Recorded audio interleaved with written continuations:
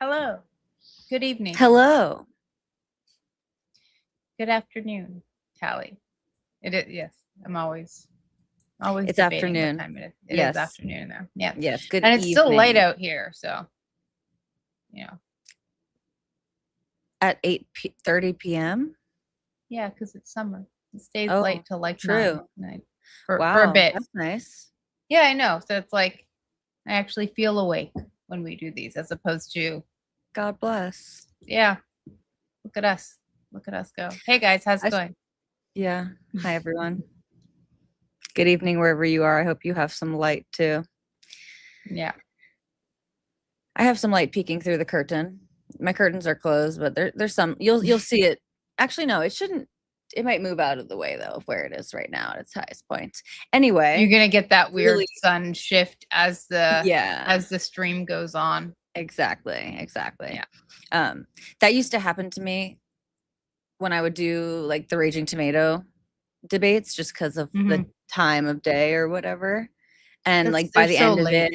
it, I'm just like under like fluorescent lights and I look like Yeah. atrocious. Yeah. Yeah. Yeah. I could never watch them. They go too late and I just can't. I have the advantage being so far Yes. behind in time for sure. But I also have a weird schedule. So I'm like, I should be sleeping. I'm awake at weird times. But yeah. Yes. Okay. You're on one of those day night flippity flops. But not Most really. But days. only sometimes. Like Yeah. most of the week I am. Okay. Yeah, no, I'm like pretty much nocturnal. I have a couple days that I actually get to sleep like nights, which is nice. Okay. But I'll get to sleep a bunch of nights in a row when I go on my little vacation in a few days. Vakey. Are So you that's guys looking very forward to it? exciting. Yes. We Yeah. like we soak up every second that we get away. Oh, Um that's nice. yeah, so definitely excited. We have like some work to do. We'll see how much we actually do. So we always give ourselves some work to do. But yes, very excited. Um, and excited to see my girls, Sophie and Caitlin, on the Mhm. court real soon. Yeah. That'll be good. Yeah. I have no idea about anything regarding basketball, let alone women's basketball. Well, the two of them, they are all the memes. So if you're gonna know anything, it's gonna be about one of the two of them. I saw the girl who did this. Yes, that's Sophie. Okay. That's That's it. Sophie.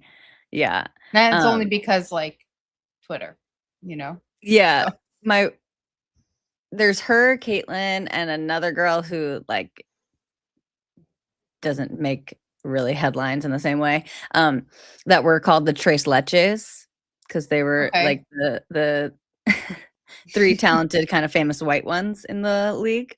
And Oh, my wife okay. and I wore Tres Leches shirts with like cartoon pictures of the three of them to the last game that we went to.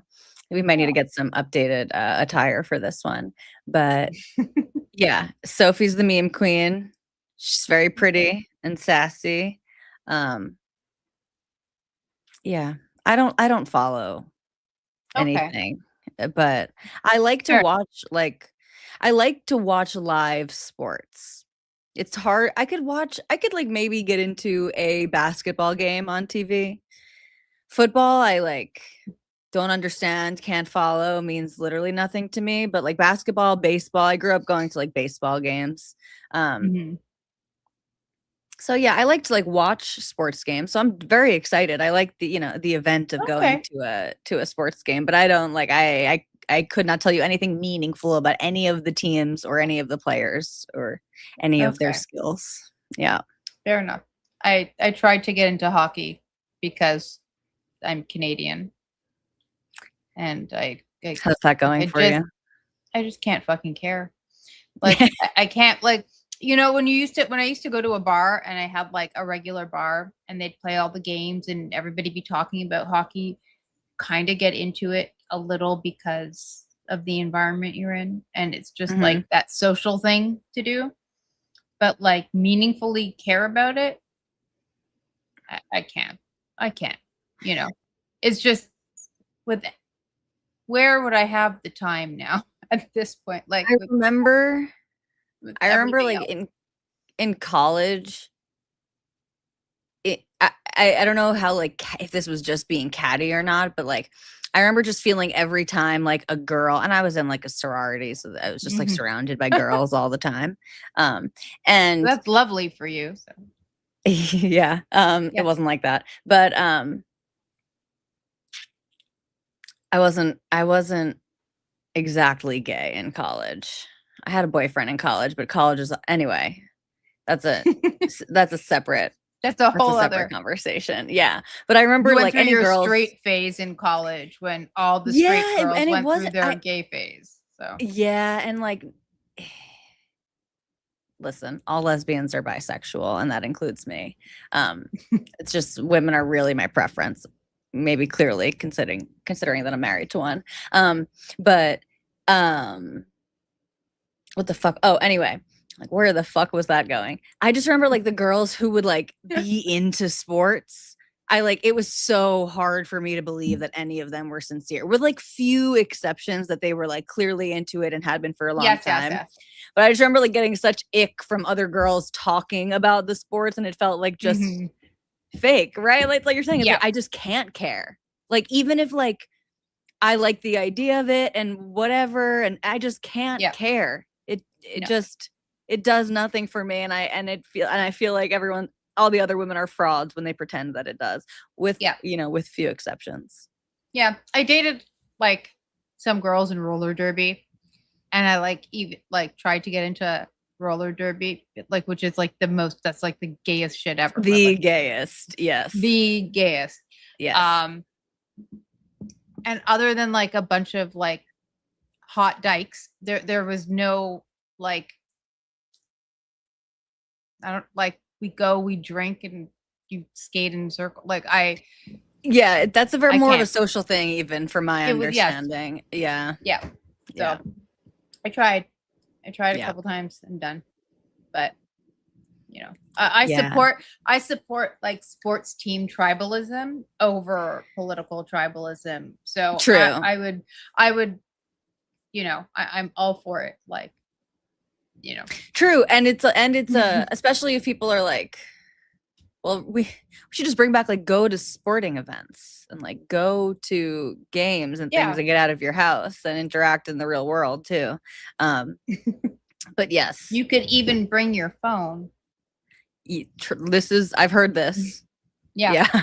Yeah. you could bring it. Um, You don't have to miss anything. no, you can do it all. Yeah. You can touch grass while being on Twitter. Not always advised, but you could. Yeah. Yeah. Sometimes it works that way. No. Um, okay, you are a little soft for me, but I don't know if it's just me. Am I? Am I well, let's just ask chat, because if it's just me, I'll just put my other headphone in because I only wear one headphone at a time usually, but am I coming in louder than Kay? People? It's gonna take me a second. They're not even here for us. They just talk to each other. That's fine. That's I know. fine. They're I know. wonderful. They are. I know. My favorites. And they saw truly. and some of them even saw our clip. Oh, you're a little louder, but Kay sounds okay. Okay. A bit. Okay, I'll try and bring the microphone closer without it being I can also just put my other annoyingly, headphone in. you know. Um I had a thought. Oh yeah, I posted two clips. Two. Well, I had three. I took one down because it did very badly. So I just Well, I didn't get to see the third one, but I guess by the time I looked, I only saw two. yeah. Just like whatever. And we'll see. I will try and get more as time goes on, and I figure out how to, StreamYard kind of picks some of them out, and then if there's like something in my head that I'm thinking of, I can do that. But slowly but surely, we'll add layers to the channel. I think it's very exciting. Except the one that's like predominantly me speaking, I just like wish I could shut myself up. Not shut, but like I wish I could cut out from the short needs to be shorter. Like there's so many things I say that could be taken out. But that's well beyond my editing capabilities. I was gonna say I can also look for like little pieces that stick with me or whatever, because I typically rewatch the show after we do it. And I used to effort clip when I did my podcast with my friend Aaron, our like gender and sexuality podcast.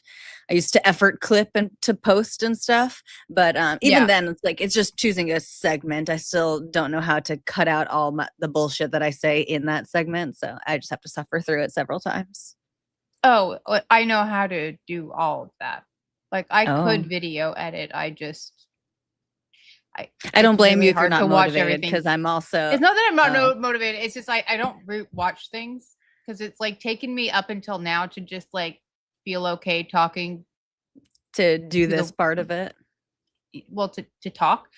That I was like, if I rewatch it, I'm just gonna like fucking, I don't know, kill myself. Never speak again. Never speak again. Just like God run forbid. Off. Just unplug the computer midstream and walk away. Because that's how it felt a few times. All to say is like I just didn't have it in me. But I can video edit. I can do editing. I do graphic design and stuff. So I'm like I have capabilities. It's just like kind of figuring out what to do. So you need to just channel some of like my narcissism. I like have to watch everything. Yeah, I watch everything that I've ever recorded. So just I'll try to give you some of that so that you can sit through rewatching it. You're a pleasure to listen to, Kay.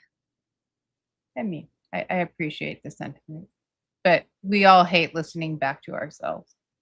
Or maybe you like it. So I don't know. No, I experience both of the feelings. Yeah, because like I'm saying, I mean, I listen back to myself and I'm like, wow, I just talk so much, as I'm going to continue to do right now, and I say a lot of it. I guess I could appreciate so much of what you say, and that I think you are so much more succinct and like clear in the way that you speak. But but no, I definitely like to hear myself speak, as the saying goes. Well, I mean, I think I need a little more of like that and a little less like this is too painful. We'll see. I'll work on it. You know, I have some time. What was I going to say? There was something and then it's gone. Okay. We'll get it back eventually. What do we? Yeah, it'll come back to me eventually. Yeah. All right. So, do we want to touch on? Do we want to touch on the drams? Do we want to touch on something else first? Where should we start? Maybe we should do the drama first, just to get it out of the way, because I think this is actually divisive for our Talkin Shit community. I know. But I was so sad on Wick stream last night. Wick and North did a stream last night, kind of going over the entire counterpoints. What did he do? The downfall of counterpoints, or whatever he wants to call it, like and why Connor was wrong. Yeah, so that was like the point of the stream, going over all of the relevant facts and timeline, right? The streams, the posts, whatever. And all like so much of the cog was in the chat that I was like, oh, I miss them. Yeah, I tried to go back. That was pretty interesting. Connor's, actually. Yeah, streams a few times, and maybe it was too soon, but he was still angry. Yeah, and was still like ranting about things, and I just couldn't, you know. you don't have anything nice to say, don't say anything at all. And I can't keep my mouth shut for that long in chat. So it's like, okay, I should take some space because I was feeling angry. Yeah. So, but bittersweet. I hit a little bit of a wall. Listen, I think like a lot of the hate for Connor is unwarranted. Like, I don't think Connor is, and I'm sure you're gonna agree with all of this. I don't think Connor is like, there's just so many layers to this. Like, some of like how all of this transpired, some of it is like not unreasonable. A lot of the feelings and whatever are not unreasonable. My sort of perception is like the way that some of it went down when it went public was bad, and then it was just doubling down. And so where I kind of hit a wall also in like his streams in the last couple of weeks or whatever is I just feel like he's, for understandable reasons, and maybe I'm projecting onto him, and I don't, I'm not trying to, I don't want to diminish his character, but I think he's just still in the process of doubling down. And I don't know, maybe you have to at this point, like, in that like lashing out at like community members and stuff like that, and it just felt like a sort of a bit of a hostile space, whatever. But there was a lot of coggers in the chat last night, and I think it was pretty telling. Like, it's sad because I think the coggers are kind of Team North largely. Like, not Team North in that they want to be against Connor, that, North obviously took it much further, but they basically like have the same frustrations that led up to the sort of divide now between North and Connor. And that was kind of a lot of the sentiment. Like, the chat was there, like listening and just being like, Connor's not evil, he's just retarded, was like a sentiment like Christian Valaris said. And I'm like, true. Yeah. Like, he's just autistic. He actually, like, legitimately, I'm being a little jokey, but like, I think a lot of this can be attributed to like autism and just like like his just, even the way that he's like he's just like gives a lot of good faith to people and is sort of like does the whole like sort of devil's advocate in a way that like is not pro-social at a certain point, yeah, I don't know. So I thought it was really interesting how many coggers were there last night, and it's not like they were there being like, fuck you, Wick, for doing this, like I think there's like the coggers are a little bit in mourning, and I hope this all like I don't know where this is gonna go. Yeah. I don't know. Yeah, I don't know where it all goes. It doesn't seem like it's going anywhere good. That's just my feel on it. But like, I don't like, it bums me out. Like, yeah. I don't know why North decided to take the position that he took. It seemed a little out of the blue to me to go so hard on it, but I don't know what their relationship like outside of just like seeing them stream together and wanting to be like, anti-Trump, like having anti-Trump Republicans or whatever. Maybe that felt a little like it could be a little out of pocket, but I don't know. This is like, it's like a social political space. So this shit, like, you know what I mean? Dramas. Yes. This is like kind of what happens in these spaces, right? So yeah, like it can't be that surprising.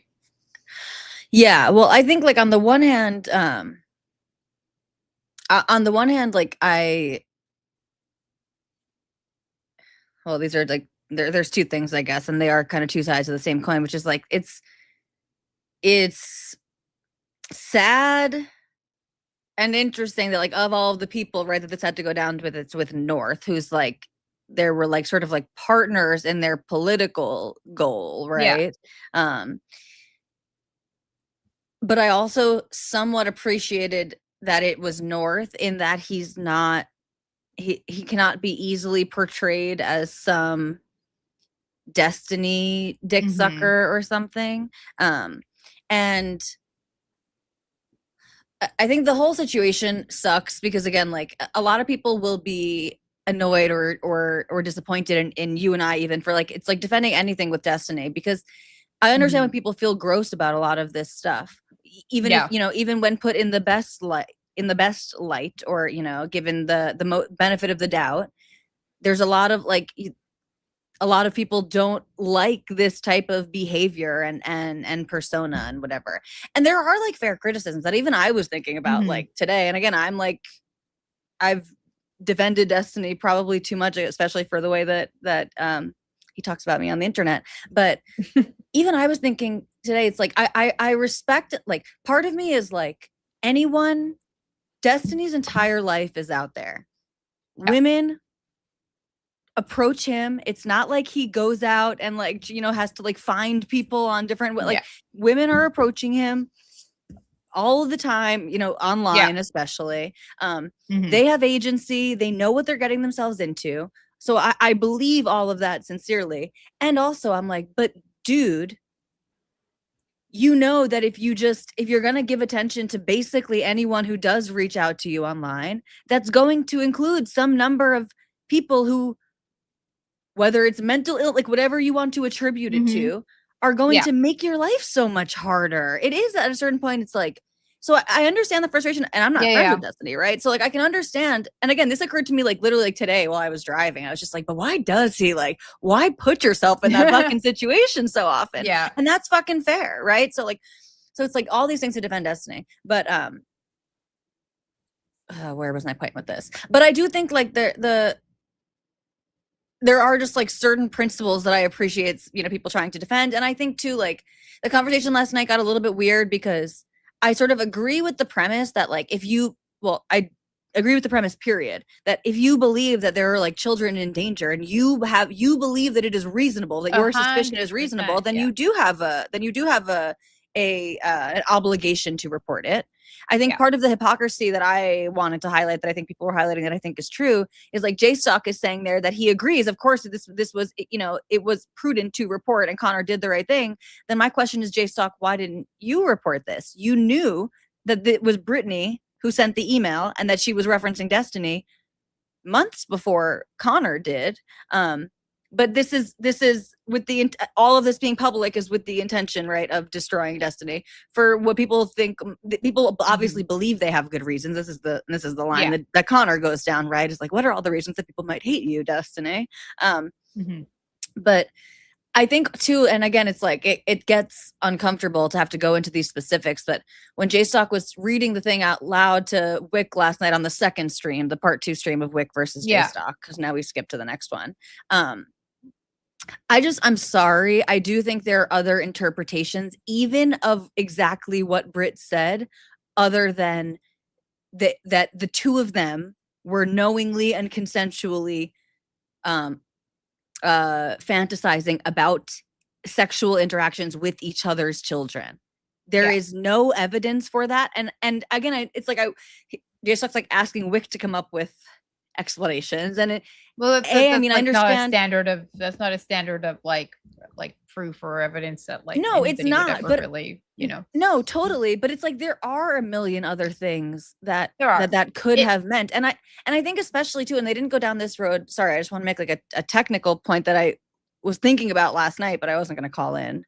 But like in the Brit email, so even assuming that everything she said in the email was true, which I know a lot of people's point is like she's an unreliable narrator, and I think fair enough for a lot of people involved in this, like including Destiny. He's got lots of reasons to obscure the truth in this situation, to protect himself, to whatever. But like, even if everything she said is entirely true, going just based on the words that she put there, to me, the concerning part about it at the end, right, where she's saying like, how do I know if he would act in it, whatever, is all entirely her. In fact, it's evidence that he has not said to her, I would want to do this in real life. And the entire end part of the email is her, an acknowledgement by her that this is all in her head. So you could call her, and again, maybe you would say, oh, well, then I need to call CPS because of her, and she's a threat to her child. And maybe she is, although just based off of that, I think I would say she's not likely to be, but I don't fucking know anything about her. I'm not trying to make some type of clinical assessment here. But I think that even that would be like a serious conclusion to jump to. But I would understand someone being reasonably concerned. But with regards to Destiny, she is saying at the end again, like, how do I know if he would be into this? Meaning he has not said this. And we have not even had this conversation. And she's the one saying that she is getting excited about the idea of letting him cross boundaries, which, by the way, and Kay and I talked about this offline, transgression is arousing to people across the board. That's why a lot of weird things can be arousing to people, because it's transgression. It's doing the act of doing something naughty can be arousing to a lot. I mean, that's just kind of like really basic. I think that's pretty basic. And so I just don't think there's the evidence. Okay. I'll lay my case there. Okay. Yeah, no, there's a couple of things I want to touch on. And where do I start? Okay. One, people tend to reference in the letter that she says she was crying after and felt bad. Of course, it went way too far, felt good, yada, yada, yada, crying herself to sleep or something along this. You'll notice, like, first in the letter, she says that her husband wasn't into working out the trauma kinks that she had, right? So these are kinks that she has that are based on trauma that she's acting out. So a very reasonable and possible interpretation is like, I did a kink that's based on trauma, and I am having a reaction because of the trauma, not because of the kink itself. Right? Like, that's a very, like, it doesn't even have to go very far if it's touching on a past trauma for it to trigger you, for you to feel dirty. And you could do things that might not be that far afield, but because you have trauma, those things feel very close to something that has happened to you or some kind of situation. That it touches upon, that you have a very large emotional reaction for. So whatever, like, that's just there. And she's crying because she's cheating, and she's doing that's her like kink one of the most obvious with somebody else. Like, so there are definitely things. And then also just like, for anyone who hasn't been a girl before, which I guess is like most of the audience, like, women, I'll speak from personal experience, can get embarrassed and cry just for being vulnerable in a sexual way with someone that you don't know that well. Like, you can have regret about, like, because again, especially if she's saying, I had this, like, you know, this weird trauma kink that I wanted to work out, and then she's saying, how do I know if he's into it or whatever, you know? It's like, maybe she's embarrassed, she's ashamed. This, like, it seemed that's not indicting in and of itself. No. But and again, even the way that she phrases, and I'm sorry to like litigate the specifics of the actual sexual role play, but if they say they are engaging, and this is a technicality that, again, it's like, I don't know why I'm defending this, but I always just do this to myself anyway. Maybe this is because I have an interest in atypical sexuality. That was like what my last podcast was about. And I am the type of person that, before I was in this sphere, like, I was doing the hebephilia versus pedophilia conversations. Okay. So just tune out now if you don't want to like go into that. But first of all, they were not having role plays, imagining themselves as themselves having sex with each other's children. How do I know that? Because that wouldn't be age play. Okay. That would be them as themselves, just imagining children, real life children. That doesn't involve any age play. Even if, I think, first of all, okay, so that's number one. Number two, none of us have to approve of any of this or have to engage in any of this in our personal relationships, obviously. Number two, saying that we are engaging in role play, you know, like step parent role play or whatever. These could be hypothetical children, or they are likely to be age play. They are acting as the children.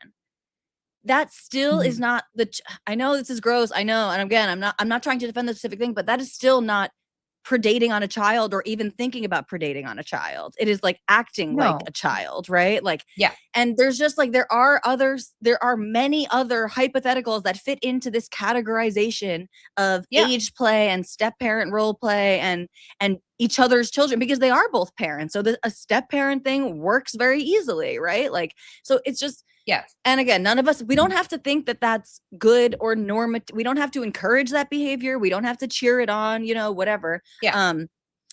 But that doesn't implicate any of their children. No. And again, if anything, and I think there also is a decent point that like, I'm not even saying that like Brit's a liar and just seeking attention, but it's like if you're trying to get onto the Mr. Girl show, the pedophilia show, like you kind of like have to say something about being into it, right? And like that thing at the end, and she's kind of questioning if she's into it. So yeah, I don't know, and I've Tali, sorry, last thing I've said this before, but like, oh, go please, yeah, let me finish. Shut me up now. The whole Mr. Girl thing, that was the other thing that I definitely wanted to touch on, was that like Brit reached out to somebody like Destiny, who's a streamer. She reached out to somebody like Connor. They're reaching out to people who are like public facing figures. They're adding people who are peripherally involved with public facing figures, creating drama with public facing figures, like sending a letter into Mr. Girl, like to get it read on the show. Why would anybody think that anything sent in like that is an accurate representation of anything based in reality? So if you want to take this letter as like, you should call CPS, if it wasn't sent to Mr. Girl and it was sent to a real self-help show of a real person, and there's a name attached, and the person, like the therapist or person who got it, might feel like I should reach out, or somebody should reach out with the things that are said, it could be construed poorly, fine. There's a world where I could get behind that, done privately behind closed doors, with like the actual interest in the children being, you know what I mean, being the thing that's front and center. To think that anything coming into like Mr. Girl's mailbox, email box to get on his show coming from this person has any basis in reality, like makes no sense.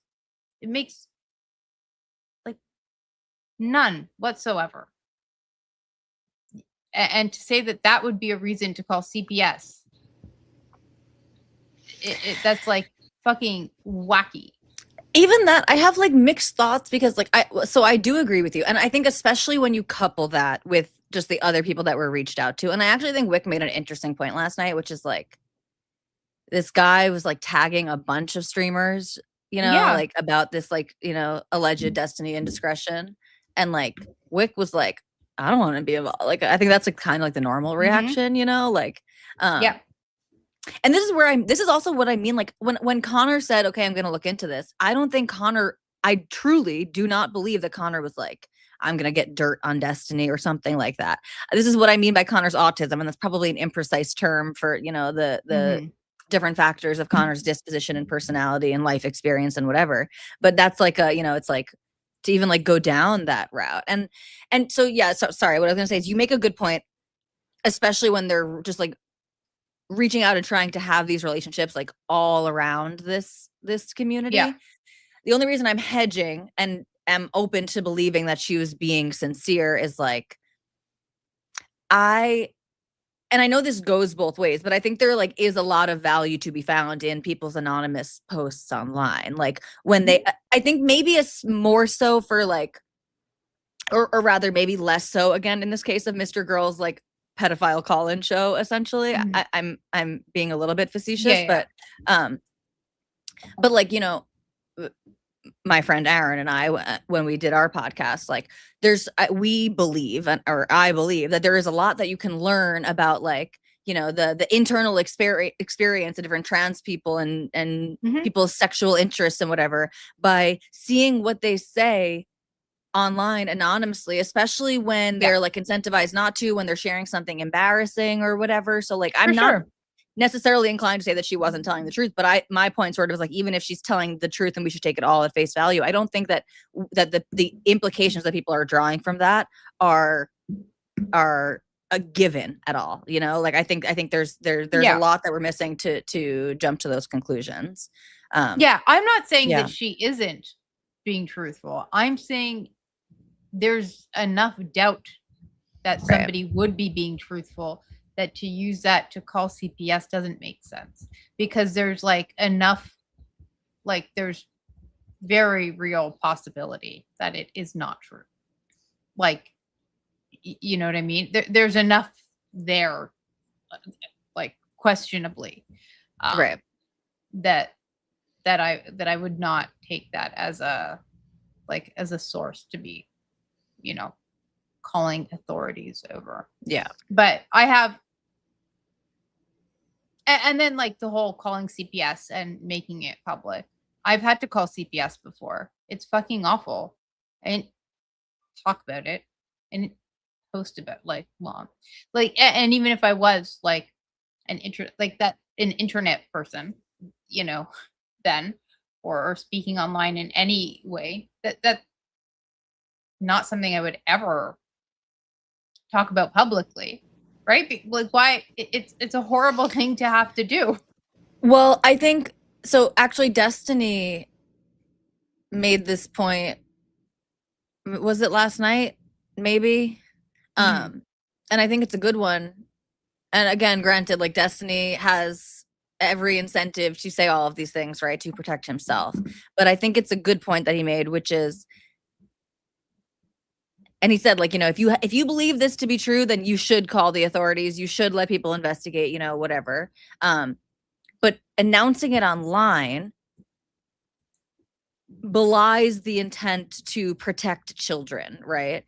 Because by announcing it online publicly on YouTube, especially like directly in these spaces where these people are like looking for attention and hanging out, is just giving them an opportunity to destroy all of the evidence and cover their tracks, in theory, right? In theory, if that's what you're concerned about.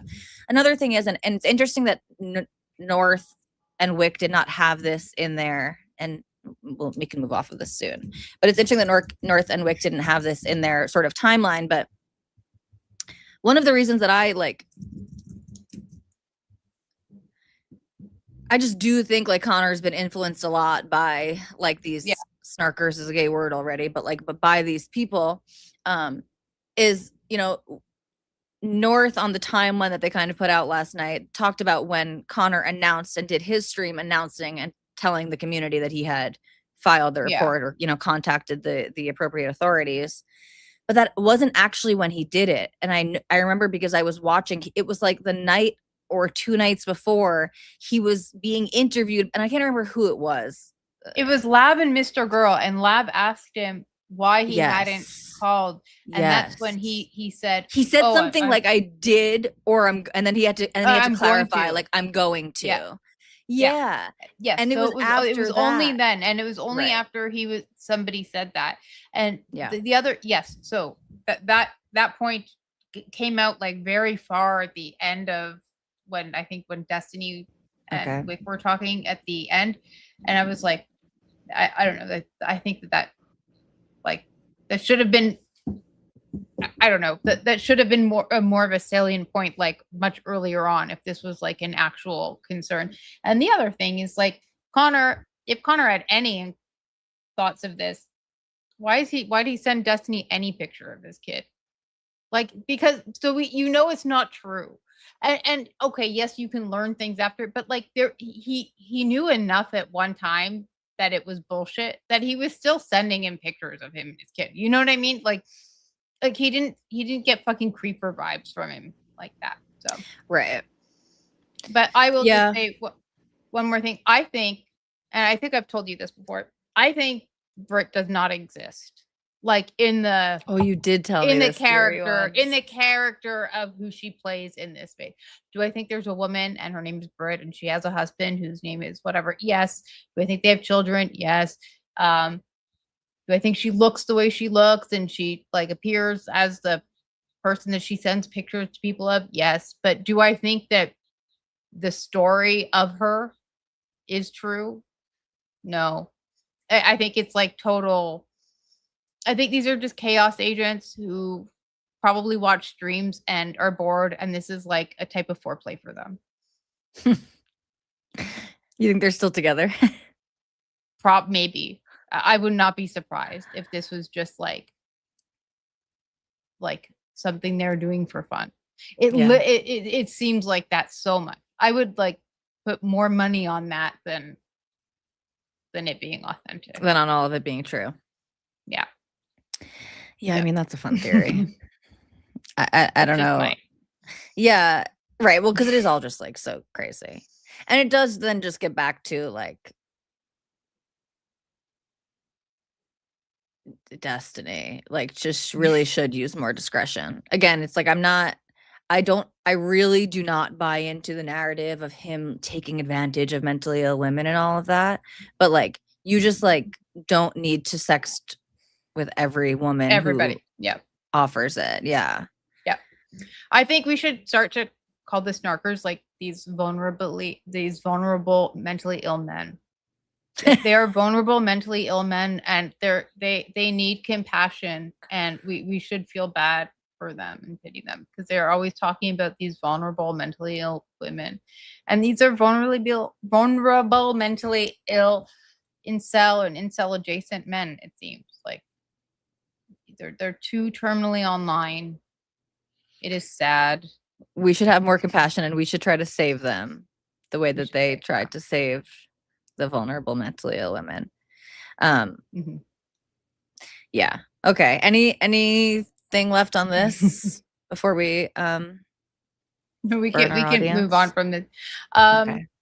Grid, did you send Grid? Grid one was saying that they wanted to jump on. You want to jump on? Yeah. Should we just drop there the a- stream like- yard link in here? Can I just drop it in here? Will it show up? I think so. I don't know if it'll be clickable. I will try. People do that though, right? Yeah, but they know how to make YouTube work better than I do. Oh, okay. Fair. So hold on. You can DM us on Discord if not. Okay. Zero Fuck says it works and he knows everything. I will try it. Yeah, I will try. Hold on.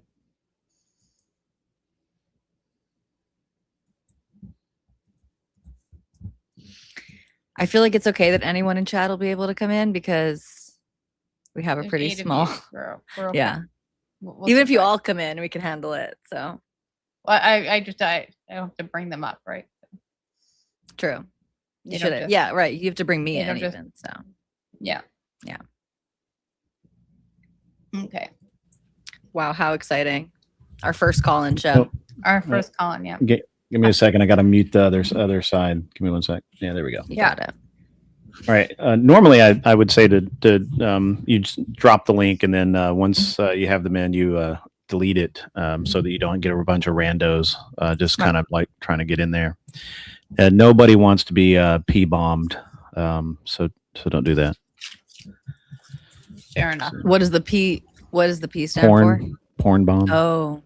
Morons will try and get your channel taken down by doing that. Oh.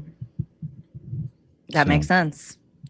Okay. Shockingly, yeah. I've never had it happen. Those kinds of haters yet, but one day. Yeah. Okay. Yeah. Well, I've never had it happen to me, but certainly, seen it happen. I've seen it happen, and I'm probably due, but I take precautions. Okay. So what do we? So what I gather is that you guys are talking about this tension between Connor and Drew, Doobie, and all of this other stuff that's been going on the past few weeks. Yes. Yeah, it's interesting now, I guess. I mean, reality, I think it's been going on longer, but I don't know how you guys feel about this. Of course, I'm fairly anti-Destiny, but it's okay. Yeah. But I'm also anti-Connor to some degree.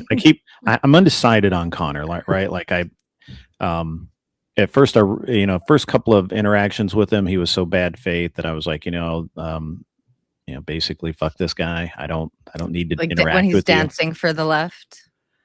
Yes. Yeah, fighting the right to dance for the left. Yeah, when he's claiming to be right when every single talking point is a leftist talking point. That's rough for me. It's hard for me to deal with, being who I am. And but I've been undecided. Are you more on the right? You're more of the right, more of the left? Yeah, I'm far right. Okay. Pretty far right. So. Well, just I'm an end. So while I don't represent any specific segment, but I'm friends with Andrew Wilson. I have a show where I talk about patriarchy a lot. I'm also anti red pill to some degree, um, but we talk about men's rights and how women should act and that sort of thing. So I do a lot of different stuff. I do a debate show. I do a bunch of things. Okay. And I actually should be doing my show tonight, but it's a holiday. I had anticipated my my wife and child being here. They're out playing tennis, so That's cute. Here you are. I'm here. I'm just roaming the. I don't want to get into anything too serious where I can't just say, "Hey guys, I got to go." So fair enough. You missed our last stream. We did some Wilson apologia, so you're one stream late for that. Oh, interesting. Yeah, yeah, it's interesting. I actually I was at GunCon a couple of weeks ago, and I was in the hotel room, and I caught a stream from Carlin something or the other, some communist lady, and she was basically saying that Andrew had run from her, and of course I said, "Hey Andrew, did you run from this person?" He said, "No." So I tried the whole stream to get her to commit to a debate, and she would not. I said, "You can even debate me. I'm perfectly happy to debate you. We can do whatever you want." They would basically stopped responding to me. Yes, thank you, Carlin B. That's it. Yeah, that's it. Yeah, she's crazy. She's very, very crazy. Yes, I believe, as while I don't often exercise my degree in psychology, I would find her to have problems. So. Yes. So my deal with Connor is the duplicity, right? And I'm having a trouble resolving this. So you guys, I don't know how much you guys really like pay attention to these things. I unfortunately I have to. But Connor and Brianna Wu. We do it just for the love of the game. Love of the game. All right, cool. Yeah. So Connor and Brianna Wu did about a 4-hour, I think, stream sweeping for Destiny after the charges first came out, and I think a lot of people confronted Connor both publicly and privately about, hey man, what are you doing? Shouldn't you actually wait until things kind of are defined and we get some evidence out there and try and figure things out, like just kind of not just run out and say everybody's being mean to Destiny? I mean, I think that's fair, right? And of course he had none of that. He's like, I'm backing up my boy. I believe him. These women are liars. Now, while I sympathize, because I do believe that a lot of times women just straight up lie, and I can sympathize with that. I think in this case, with photographs and you have recordings and you have video, I mean, the preponderance of the evidence starts to swing things. I think people may not agree with that. I understand, but it is what it is. And now we see this implosion, and all of the nonsense, right? That's going on in that community. I mean, they're going after Doobie hardcore, and actually a lot of it's Connor's own staff went after Doobie pretty hardcore for things that I honestly don't think Doobie was really that into. Like I'm sure he was peripherally aware of it, but he has people that handle that kind of stuff, or supposedly handle it. I don't know. It's all interesting to me. What do you guys think about that? I mean, I don't know, mixed feelings. I'll start with saying, well, first of all, I remember you from when I used to like religiously watch the whatever show. You were like yeah, that's me. You would super chat often. Yeah. Which is where I first came to really like Andrew Wilson, was watching him on the whatever show. And then I, are you a fan? Are you a fan of I am. Andrew? I'm also like a gay Jewish woman. So like, we don't have the exact same politics, but yes, like I like Andrew Wilson. Yeah. The great thing about Andrew's positioning is that he believes in freedom for you to be a gay Jewish woman. He doesn't have to like it. You're not going to be his neighbor.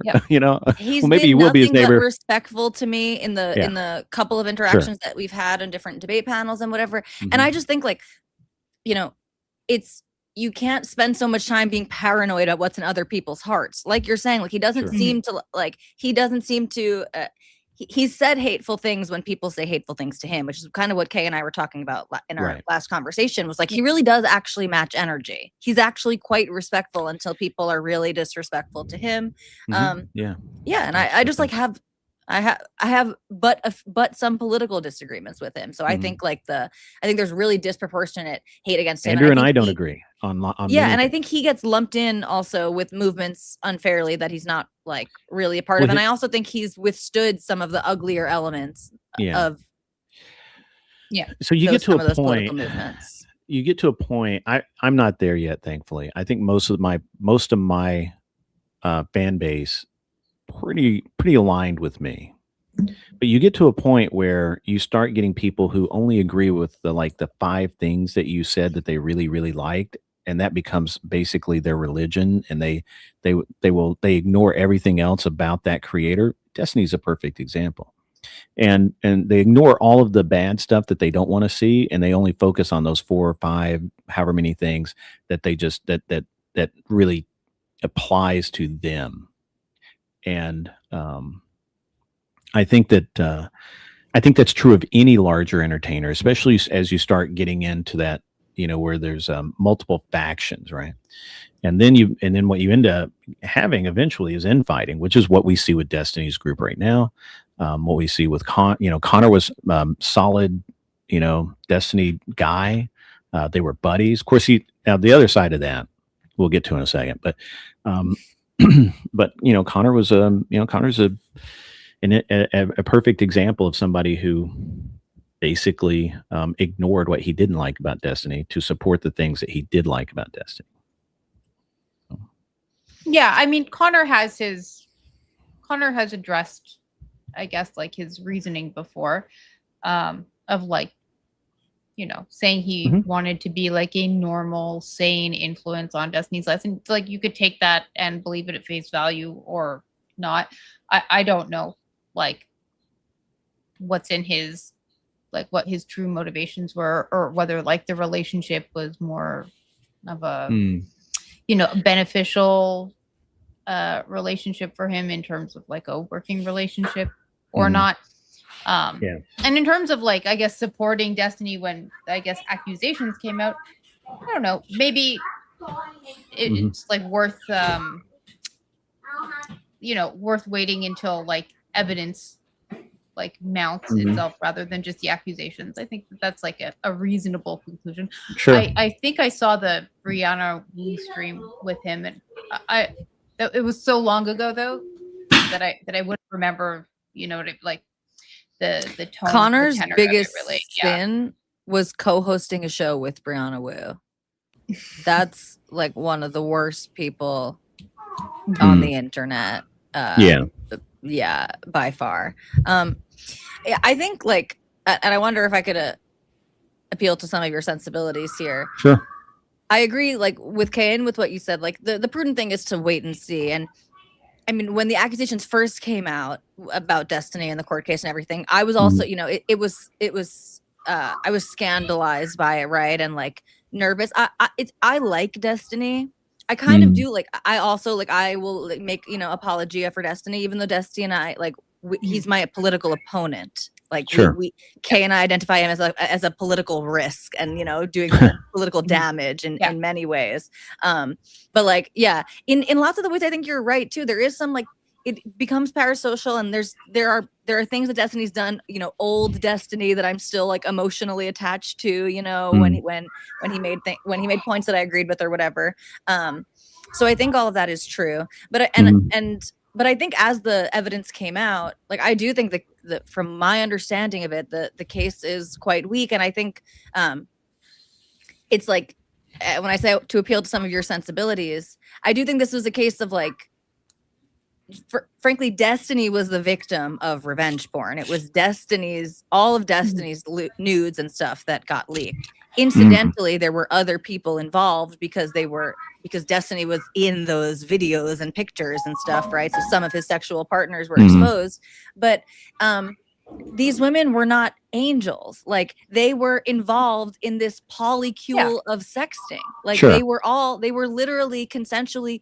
It's true that Destiny then shared it to people that he did not ask for explicit consent to share it to. I mean, when you're literally in a group of friends who kind of fuck each other and send each other pictures of you and your spouse and you and your boyfriend, you send it to the person you're hooking up with, like that was the culture of the group.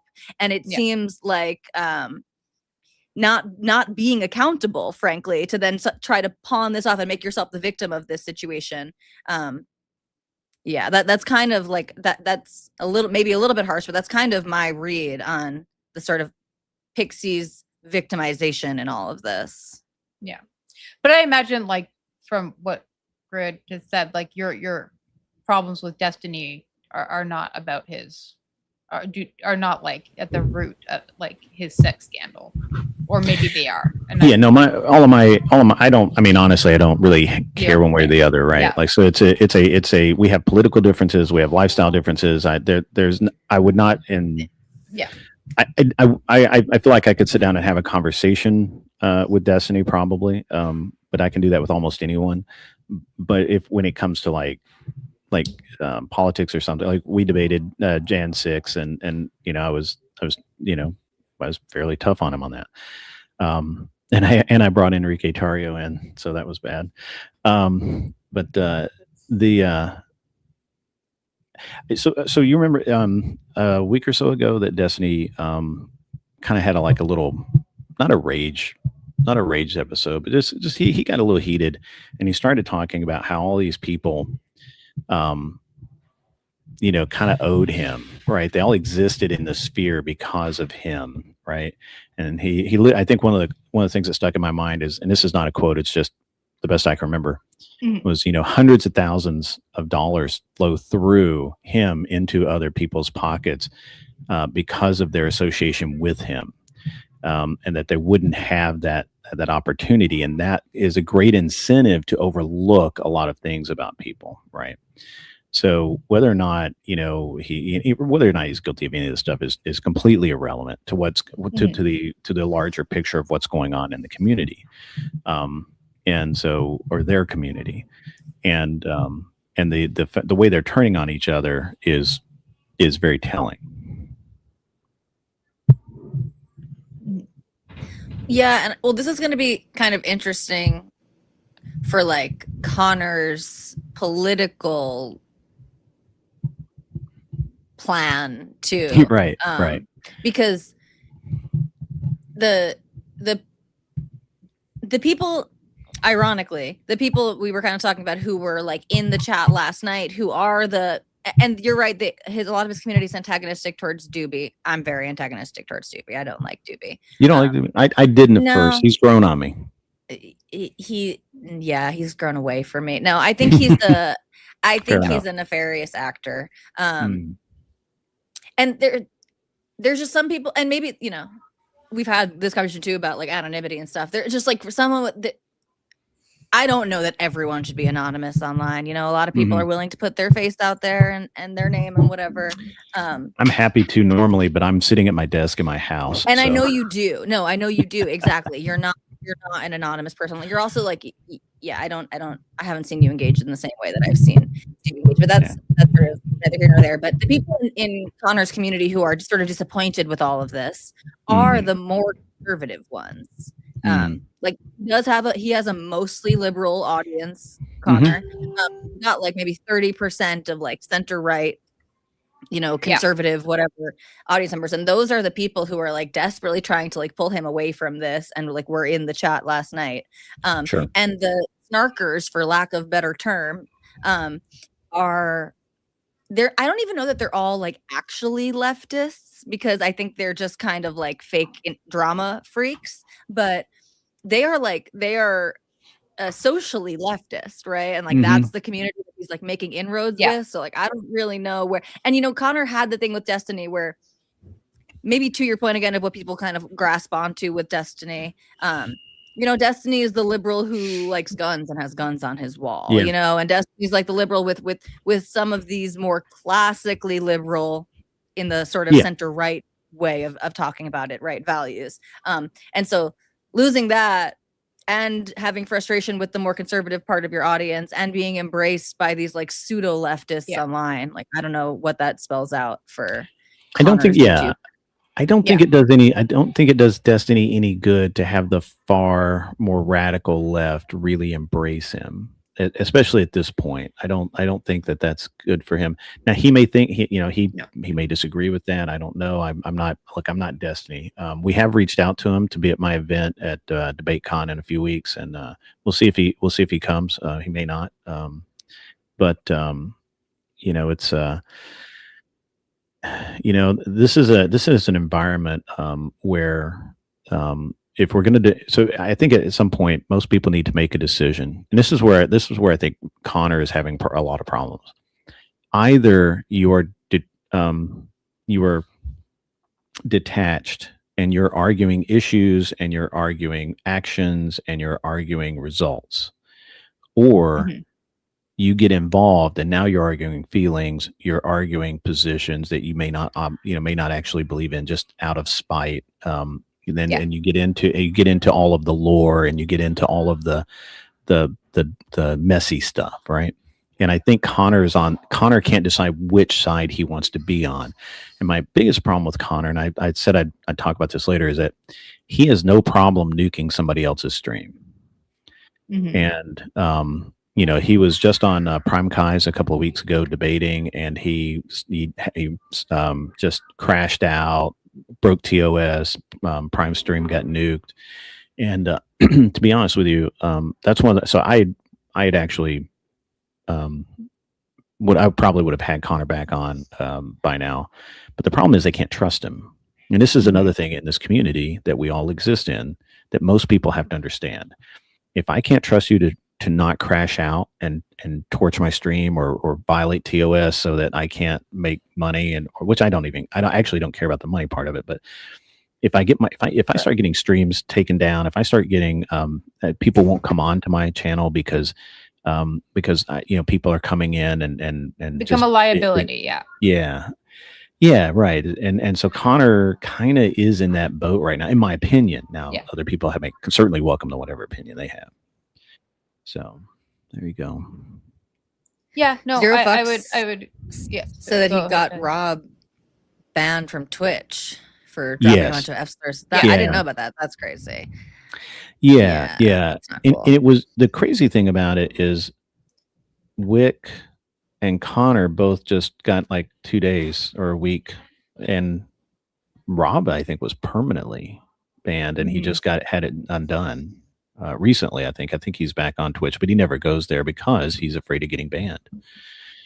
So to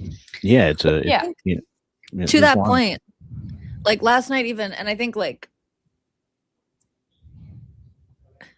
this touches a little bit on what you were saying about Destiny, saying like, oh, I made all these people. To a certain extent, that's like true. A lot of people do rely on their relationship to Destiny, like and a lot of people online could say that. Andrew could say that, he's the kingmaker in his sphere. There's just truth to that. Hassan in his own way is that way now too, right? You give people attention, airtime, people go, that just is how it works. And so there is truth to that, but he also, like, I think like last night, for example, he abused that to a certain extent when he now, even the word doxing, I'm even starting to get a little frustrated with, because I do think there needs to be like some delineation made between saying a very popular person online who's made themselves a public figure, saying their legal name, to me feels different than being like, this is the person's home address, this is where they work, like intentionally trying to maliciously target someone, versus being, again, I think like not to, I'm about to shit on Destiny, but not to like defend him too much. But when he calls some of this stuff unmasking, I actually think that is a better word for this, because sometimes we are just talking about like, again, knowing the human behind all this. When someone's having a lot of influence, in these spaces or whatever, like it feels different to me to like know someone's name than for someone to maliciously try to target someone. But, I think that but Destiny knows that counts as doxing, and knows that would get someone's stream taken down, and did that to Wick last night. And Wick's been sitting here defending you, just did this like multi-hour stream defending you, started a new stream so that you could come on and defend yourself. And then you go and dox the guy, say his name, knowing that Wick now has to end his stream and then delete the live and get it edited to put it back out. And, Wick said today about it, like, well, Destiny's the one and I kind of get that. Wick's basically saying, this is personal to me. I'm making the decision because Destiny's a buddy, and and so I'm making an exception here. But Destiny took advantage of that position by doing that to Wick last night. Again, like you didn't care that's going to get Wick's stream taken down, and that means that Wick has to stop streaming right now. So no, that type of behavior is not cool. When right, when you're willing to fuck with somebody else's channel and space like that, that's antisocial behavior at a certain point. Yeah, it really is. And I mean, as far as I grew up in the age where you find people's names, addresses, and phone numbers in the phone book. Exactly. That was free. So I'm kind of immune to it, right? So and realistically, I'm very easy to find. I mean, well, I say I'm very easy to find. It's very easy to find out specific things about me. It's very hard to actually find where I live or anything because of the way everything's structured. But that's something else. But like, I think I think the way that these issues are becoming more and more personal and more and more or less and less about issues, less and less about behaviors or social commentary or satire, even satire. They're becoming personal attacks, and that's just not good for business. It's not good for everybody. And I think that and what it really does is it prevents people like me from going out and interacting with people like you guys, or Doobie, or Wick, or somebody like that, because I'm too busy having to defend myself from all of these other people, or I just don't want to. I just don't want to bother and take the risk of coming over and saying, what kind of stream is this even, right? And so. And that stunts growth. I mean, there's a lot of problems, and I'm not really sure how to fix it, because you have your super streamers like Hassan, like Pisco, like Andrew, like Destiny.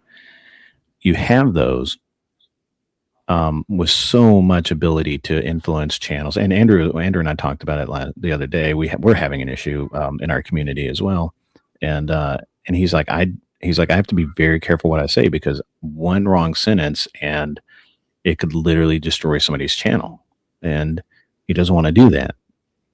And so, so there are people like Andrew that understand that and are trying to be responsible with it. But then there are people who are too emotional and just react without thinking and get some guy has to end the stream, go back and edit it, or just nuke the whole thing and never let it see the light of day again. So, and this is what you're really dealing with Wick and Connor and Doobie and all of these guys. Although, to be fair, I've not seen Doobie even get angry really, and he certainly hasn't done anything to where I thought where a stream would get nuked. And I'm actually surprised that Destiny did that to Wick, but maybe I shouldn't be. Yeah, it's not surprising, but it's disappointing even if you have no expectations for him. Because again, it's like, it's like, because Wick's being your buddy right now, and that it's just like, it's not good. That's not good pro-social behavior, let alone trying to do that to your enemies, which is also fucked up, right? And not everyone should be an enemy. That's also part of it too. Everyone's behavior online is so bad, and the way that people talk with each other is just so fucking extreme and heated. And I get what you're saying too. It's like there was this whole like rumor in Wick's community, because I used to like co-host on his channel. There was a whole rumor in his community that I had like left him to go work with Ryan Mullally and whatever, and that I ghosted him, whatever. And this wasn't true. It was like mostly scheduling stuff, but also his community is so hostile to me. It's not pleasant to be there. Like, I can do it every once in a while. And I like Ryan a lot. Me too. Ryan's wonderful. Ryan's great. But ladies, it's been a lot of fun. My wife and young son are home now, and I need to go pay attention and hang out with them. So I appreciate the conversation. I'll try and catch your show again sometime. Cool. Thanks for coming on. God bless. Thank you for coming. Yep. Thank you so much. Bye. Wow, guys, the Talkin Shit call-in show. We are just reaching new heights. We did it, guys. Yeah, there was something that I was going to say, and I was going to say that this whole thing started like as a response to Destiny saying like he didn't want to like associate with people who were associated like who had Doobie in their Discord community, and like this was taken as a threat. And like I don't know how to say this, but like it's such a bitch look to throw a tantrum over that, guys. Like it's just a really bad look. I like Connor, and even if this all didn't happen, that's just a bad look to get mad that like, your friend is not going to hang out with you on the internet, but he makes you money, so you're pissed off about it. It's just that's just not a strong position to be in optically. Not a strong position to argue. Even if there's truth behind it, it really looks like a little bitch. Like that like no, it's so true, right? Like the cooler thing would have just been to be like, all right, guess Destiny's not gonna be on my stream anymore. Which even then would have been like Destiny had not made. He was literally like he was riffing, he was thinking, he was angry, right? Yeah. And obviously the opportunity for conversation was there because that's exactly what Wick did. Yeah. So it just went in a bad direction. But like you have to, it's just not a good look, you know. And I told Tali, like, I don't know if I'm going to say this. Sometimes if you want to see if like somebody's being like super cringe or if their behavior, like, I don't know, if like how you really think of it, like just imagine it was like your husband or your wife doing it, and if it like makes you feel like you want to crawl into a hole, you like want to throw up, then that's bad. That's bad. If you just imagine that you're dating somebody who does that exact behavior, and if you feel embarrassed or cringed out or you that's bad. And it is a really good rule of thumb. If somebody was like, if I was married, if my husband were to like have a tantrum over somebody not wanting to hang out with him because he made money with it, like I would be like, ew, that would be gross. Like to see that, right? So it's sometimes a good little test. A little test sometimes. Yeah. Yeah. You're all guys, though, so I don't know how much this is going to work for you. Right. I don't know if guys get the ick in that same way. Yeah, because that is what you're identifying. It's like an ick, right? It's like a cringe. It's an oh, I'm suddenly like embarrassed to be with you type of thing. Yeah. Yeah, and I really do want to move on from this, but it just brings me back to our first time talking about this, which is just like it was such a series of unfortunate events. Like none of it had to go down the way that it did. Like no.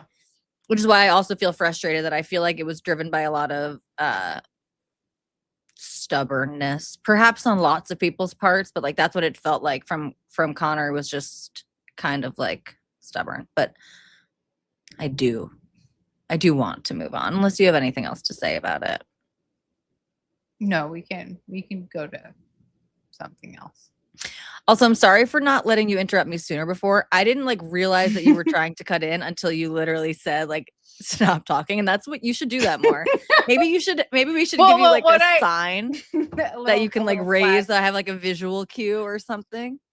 Well, I was like in the middle of finishing my point, and then you jumped in, and then you started making a point, and I was like, oh, I'll let her make the point. But then I was like, but if you make my points, then I have no more points to make. And sometimes we make the same points. Command. You could put that's what we'll do. You need we could just put a shot collar on me. That's actually probably what we need for this. And I get the button. Yeah. No, that tracks completely. That tracks completely that you were making a point. I jumped in to make a comment and then just went on.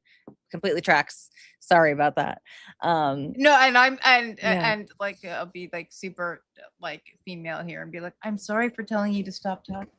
No, like, I want it sincerely. There's no other way when we're here for me to do it. So I'll be 100 times more offended and like annoyed to like see it back when I'm watching it back, or for you to just feel that way and not say something, because I'm actually not. I know that I talk too much. I start every show with it, right? So yeah, totally, just forcefully cut me off, please. Yeah, chatters. We'll have to like. There'll have to be like a certain 100 seniority level. We'll have to figure out some type of incentive. Everyone can't just get the button. Obviously, you got to earn the button, but it does seem fair. Yeah, you guys help us make money, and then we'll allow you to seize the means of production. How about that? 100. Yeah, I will put on a shot collar for. I mean, there's a price. It's a price. Not for sure. everything. I'm not sure what it is. Yeah, but like it exists. It exists in the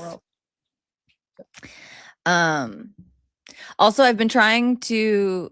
Speaking of listening back to this and being angry with myself, our last conversation, my fucking vape crackle was just the whole time. So I've been trying to. I should just try to vape less at the very least during streams, but instead I've just been trying to be mindful of muting my mic. So we'll see if it's better in this one. Is it like THC? Is it fent? No. Is it crack? Is it nicotine? Yes. It's nicotine. Okay. It's good old 5% nicotine. Okay. I'm always wondering, I'm like, is she just getting stoned the entire time? And like, no. I mean, maybe you could be like, I would be, I don't smoke. So it would just like, it would be weird. It would like, I'm weird as like, I would be so weird. Like so weird. Like, yeah. I'd be sitting here staring at my hands. Weird. And not knowing how to human. I smoke. Yeah. I usually smoke a little bit before. I'm a big pothead. I smoked like a little before our stream. I usually smoke a little before our stream, and then like when streams go. I mean, people have probably seen if you've watched me do like a long debate. I have to just go smoke. Sometimes I've smoked like inside on a fucking stream on a few like raging tomato streams that require it. But yeah, no, I'm always fucking chugging something. Okay, there are more words there that would have just sounded wrong, but yeah, I'm always fucking smoking weed or hitting my vape. Very, very bad. Very bad. No willpower or even desire to stop, really, but that's okay. Maybe one day. I miss cigarettes. Yeah. I love them. I know people, I don't know, think smoking's gross. I don't know. Smoking's so sexy and cool. It just is, even though it's not supposed to be. It just breathing is better, unfortunately. People have said this. Yeah. I've been hearing this. And cigarettes are $20 a pack here, so that's expensive. Yeah. I never was really a cigarette smoker. Probably thank goodness, just because obviously I pick up hobbies and little addictions like this pretty easily.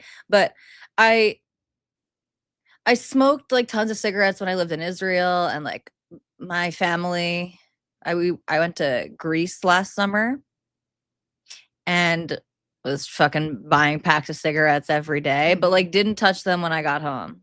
Maybe that's just because I have other freaking things to smoke and put in my mouth, you know? Like I would feel if I went from smoking cigarettes every day to nothing, I probably would have felt an urge to go buy a pack of cigarettes, but I don't think I've ever bought a pack of cigarettes here in the United States of America. Oh, wow. Yeah. That's good. I bought plenty of cigars though in high school.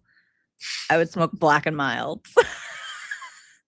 Like a 70-year-old black man. That was my smoke of choice in high school. Oh, and a little bit into college until I started smoking weed. And then I switched to weed. That kind of feels a little try hard. The Black and Mild? It feels like a little bit like an aesthetic choice rather than like an actual preference.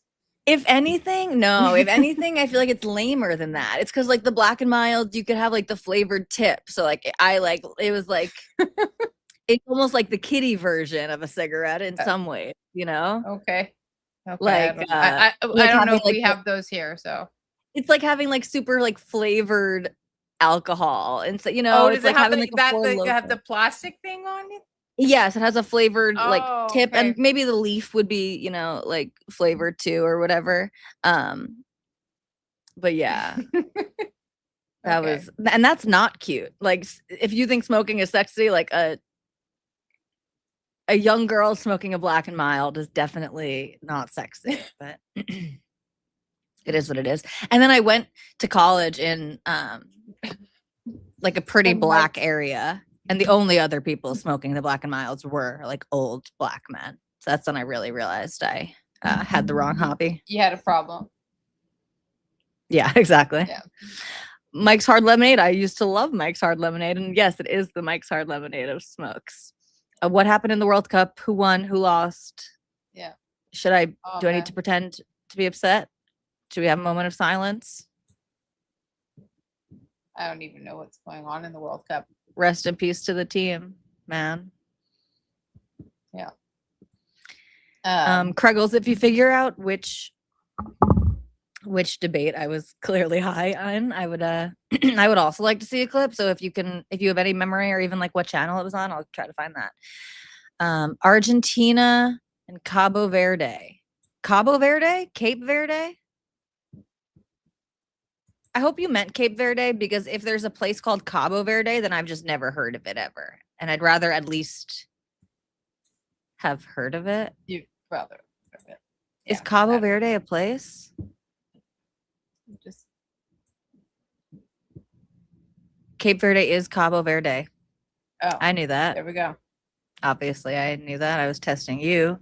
Real serious. Of course. Are we happy that Argentina won? Yes. We're happy, right? It was a near heart attack, so I'm imagining. Okay. Perfect. Good. I'm Reason to imagining celebrate then. Things are okay. Yeah. We And should all apparently, smoke a Zero Bucks celebratory. says- Yeah, says Canada and the US are still in, which That's kind of Yay. impressive, right? yeah, yeah, people here were not really. I mean, there are some people don't- who are into soccer. We don't breed Football. the soccer players so much here. Yeah. No, I mean, like Montreal's like a big little Portugal area, so they're very into soccer.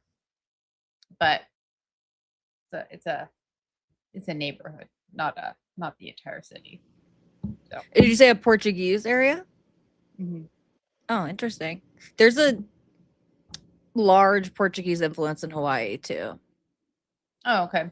Yeah, like the downtown area where all like the clubs and the bars are is like right in the middle of like a very Portuguese neighborhood. Just like beside it. The plateau. How is this like a recent? No, not a recent community. No. I don't know what I don't know how things. No, people have been there a long time, and it's just like one of the main drags of that neighborhood has like many bars and clubs on it, Saint Laurent Street. But I don't know. It's I think it's probably a bit different now than it was when I used to go out, which was not that long ago. But it's when you when you used to go out on the town and party. Do you think you'll now be my like daughter gets to do it for me, come home at 4:00 in the morning and sleep all day? Do you think you'll be the type to go out more when your little ones are older? Maybe. I don't think not like I think there's something kind of like pathetic if you're at a club, Like a club, after a certain age. You know, there's something kind of sad about that. You don't want to do that, right? But you know, a good like neighborhood bar is always appreciated, you know. Yeah. But not like I'm not gonna like I used to do like club photography and shit like that, and You were in the scene. yeah, there were many scenes that I was. I know. I want to like read a book of the many lives of Kay. Yeah, the jungle scene, you know, drum and bass, jungle. Oh, like jungle, electronic jungle. Okay, junglist I'm like, music. I'm so Raga. stupid. I'm like, you Yeah. lived in the jungle? I'm like, wow, you really have had so many lives. Okay. No, the You know, that bod makes more mod sense. scene. Yeah. Okay. Yeah. Yeah. Yeah. Yeah. Yeah. Many different lives, but it's all fun. It was just really like so bad. Like, where are the drugs? Where are the booze? Where are the parties? Yeah. And kind of navigate like that. But yeah, it's good to have fun in your 20s. So. Yes. Right, especially if you can kind of be in and out with that stuff, because Yeah, a lot of like the service industry, bars especially and stuff, can just it can be dangerous for people who are vulnerable to substance abuse and stuff like that. yes. Because I even Yeah. remember like when I would waitress when I was like younger, when we would like drink and it was like fun, but then it's like you realize there are people who they're kind of in this like long term, and this is like what they're doing is like drinking. But I mean, I guess I shouldn't really be talking because I'm a giant pothead, and I'm like always I'm always using substances. But yeah, the culture can just be, and then and like then you guys drink after the shift, and Yeah. it can be Yeah. it can be an unsafe environment. Yeah. Oh yeah. There's nothing safe about. Oh my god. Yeah, no, nothing safe about any of my, past iterations of life. True. Which it's okay now because I've survived it, but like Yeah. I wouldn't like I don't recommend it. I don't advocate for it. It's made for some good stories, but yeah. Yeah, see, at least you were like the real deal. Like all the extremists today, are like LARPers and frauds. Like you were walking the walk. Oh wow. Not just talking the talk. Yep. Yeah, that's a really bad place to think of yourself though, right? Like as an efficient extremist. Yeah, as an efficient, yes. An effective extremist, yeah.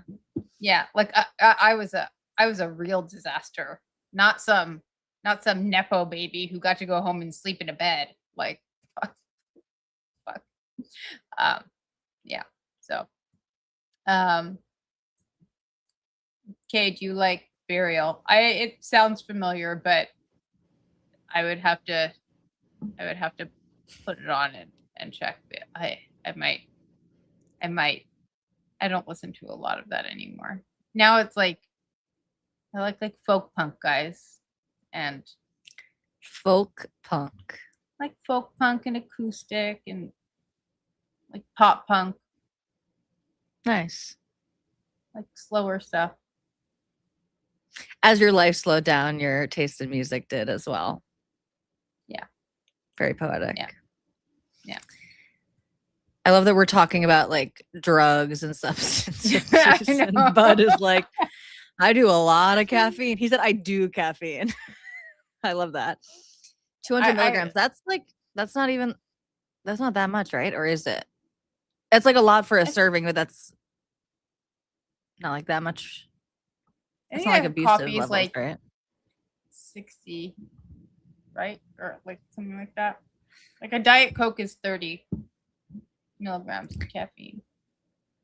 Guys, you know how I know I'm a real internet rat is that I do gamer subs. But I feel like that's a lot of caffeine in there. I feel like it is like 200 milligrams. No, maybe not per serving. Maybe it's like 160. Like I do like I do. Now you have me fucking saying this. I do. Yeah. I like coffee and I drink like espresso, but because as I was saying earlier, that I work and sleep odd hours, I do a lot of energy drinks. And so I just switched over recently a couple months ago to gamer subs. I don't even know what that is. I just take Vyvanse now. Oh. Yeah, I used to have Vyvanse. Good. It works. RIP. Yeah. It does work. Yeah. It does work. Yeah.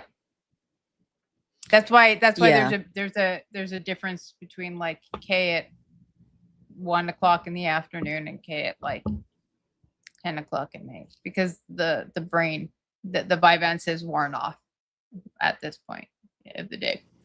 So which one's the real K? I'd like to think the smarter one, There we go. I think so too. but it might be the tired one. Yeah, no. I liked Vyvanse. I took I had taken like Adderall and Vyvanse on and off for years. And then I stopped years ago now at this point, probably like 5-6 years ago. I kind of just like stopped all medication, not exactly at the same time. And I'm like not anti medication, like I just it was a little bit of like mind over matter for me, and I also like was no longer doing my PhD, and I didn't feel like I needed to kind of be on like that all the time. But it has, I mean, huge and apparent benefits for sure. Yeah. I really appreciate it. I was like, I got diagnosed with like ADHD like as a teenager, and I wouldn't take it. I was just like, no. And then I don't know, I tried it again, and I was like, oh, it like does the opposite of what I was worried about. I was worried it would like make me anxious, and it was like, oh, I can actually have one thought. Right.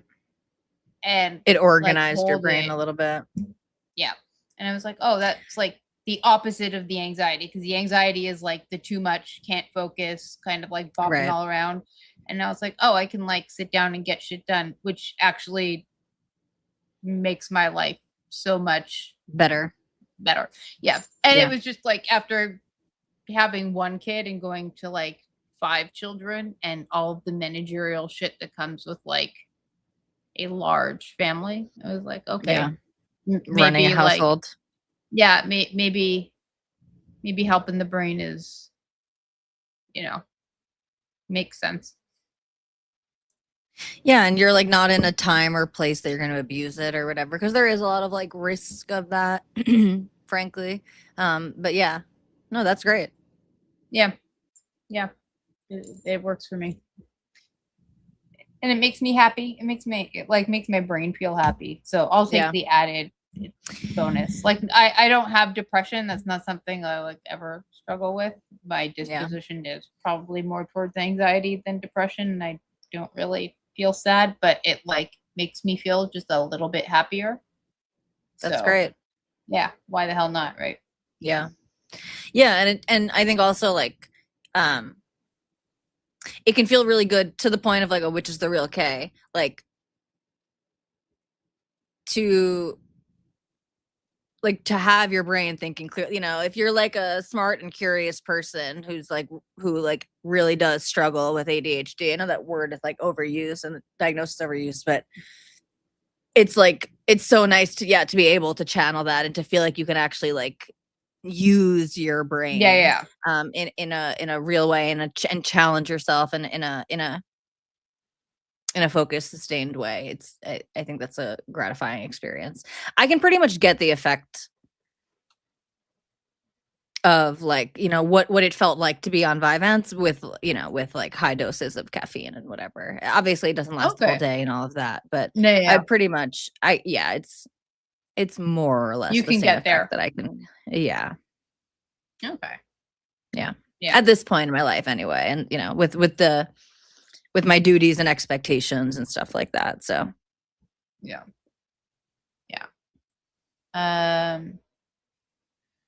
Where we at? Should we talk politics? How much? I'm late for you. I don't know how much time you have. I have the bright light on, so I'm never sleeping again. Uh-oh. Yeah. We went to my brother-in-law's apartment and they have these lights that like change all day, like with the sun. Like that seems cool. So it goes down. Okay. Yeah, to like help your eyes and your body and all of that. So that's pretty interesting. Maybe you can get one of those. But then it would be too dark right now for you to stream, so we don't. Yeah, then it would be too dark. Because now it is dark outside. That's the antithesis of what I want. What did you see this week? Did you see what's his name? Did you see Chris Rufo was on Ezra Klein? Yes. So we Okay. talked about we talked about Chris Rufo right before that, and I actually realized someone in the chat said something about Chris Rufo and Ezra Klein. I didn't realize it had come out like a couple hours before we streamed. So I did end up watching that. Okay. Yes. I think thought Grassroots mentioned something about it in the last stream. Yeah. I thought it was very interesting. And Also the responses are always very put interesting. something out today about it. I didn't watch that yet. I watched like a couple of minutes of it, and then I clicked onto something that I was more interested in. The thumbnail made it look like Ezra Klein was a guest on the show, and I thought I was like excited for that, like to have him in their domain and whatever, and for Lomas to get a shot at him. But yeah, I have less interest in their kind of post game, although I might watch it. But the response is always very interesting to me too. Like so many people on the left are like really upset and feel like it was a softball. Like I guess that's the consensus, is that he was like too generous and nice to Chris Rufo. Ezra Klein. Yes. That was the overwhelming feedback that I saw on Twitter. Yeah, I think I saw a bit of Destiny saying something to that effect, and I think I saw it somewhere else too. I didn't really get that feeling watching it myself, but I am more sympathetic to right-leaning politics. So I'd have to like, you know what I mean, sit down and watch it again from like from that explicitly leftist view to see if that's what but it was totally in line. I think it's good to like try and see it through that leftist view. That way I understand where they're coming from, right? Like, and what they're taking from it too. No, to me it was the modern iteration of Ezra Klein. That's how all of his conversations are. They're friendly and open and whatever. And he wasn't like, I think the left is mad because he made some small verbal concessions, sort of like, maybe that's what they're actually mad about. But he also said things that I thought were like ridiculous and unfair too, not in a hostile way. And I think he is very good faith and generous. And I appreciate that about Ezra. But I don't think it was a dick sucking interview. Yeah. So Rufo and Lomas opened up their show that they talked about it, talking about how Ezra Klein made the concession that like it's not what's the word they said, like that it's not unreasonable it's to like be concerned. It's like to be concerned. And then they put this in their show, like in the top comment or pinned comment of their show. It was like, was that a concession? Was it genuine or damage control? And I'm like, oh, like you don't get it. Like you don't get what he said to you, because they played the clip, and Ezra Klein is saying it's okay and is reasonable for you, Chris Rufo, to have that concern. Ezra's from the left. All of your feelings are valid. Your concerns are valid. It doesn't mean your concern is rooted in reality to him. The left doesn't actually feel that, but sorry, continue. But that is the language of the left. Yes, and they will say that your feeling is valid, whether or not they think it's based in reality. Whereas I think somebody like Chris or Lomas would be like, if they were to say a concern was valid, and that it merited any, they're endorsing its reasonability, at least they would be making some analysis on like whether or not there's any validity to it. You know what I mean? Right. So Ezra can say that there's like that it's not a hateful thing to worry about, but that doesn't mean that he thinks it's a concern himself, that he thinks that your concern is valid, that concern devoid of all context could be okay, but with everything that you attach with it makes it problematic. You know what I mean? So sometimes there's like this frustration of like, I feel like Chris Rufo knows these things or could know these things and could like kind of go after that in a conversation more. Or maybe he's just not thinking like a leftist, so he's not asking for that type of clarity. I'm not entirely sure. Because if I were talking to somebody, knowing kind of like how the language is used and developed, I would like really want to specify all of those things before I felt like, you know what I mean? Before I felt I got any type of concession, because I know like the verbal and rhetorical loophole. Right. And maybe to your point, like Chris Rufo might just be trying to pull a very superficial win there. Like maybe he does know exactly what you're saying, but he's saying, oh, well, look, you said it sort of, right? You know, because that's the clip he could kind of take from it. And also perhaps, perhaps to a certain extent, they were both handicapped in a way by just how polite they were.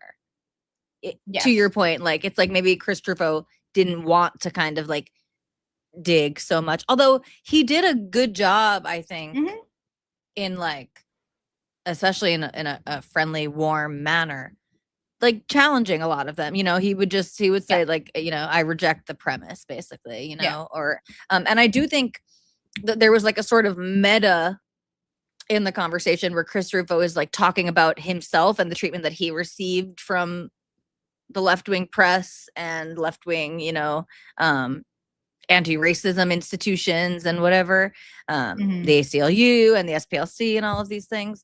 And there was this like meta of him being on Ezra getting this very friendly interview, of kind of just, it was a testament to the change in culture, I think, you know, that,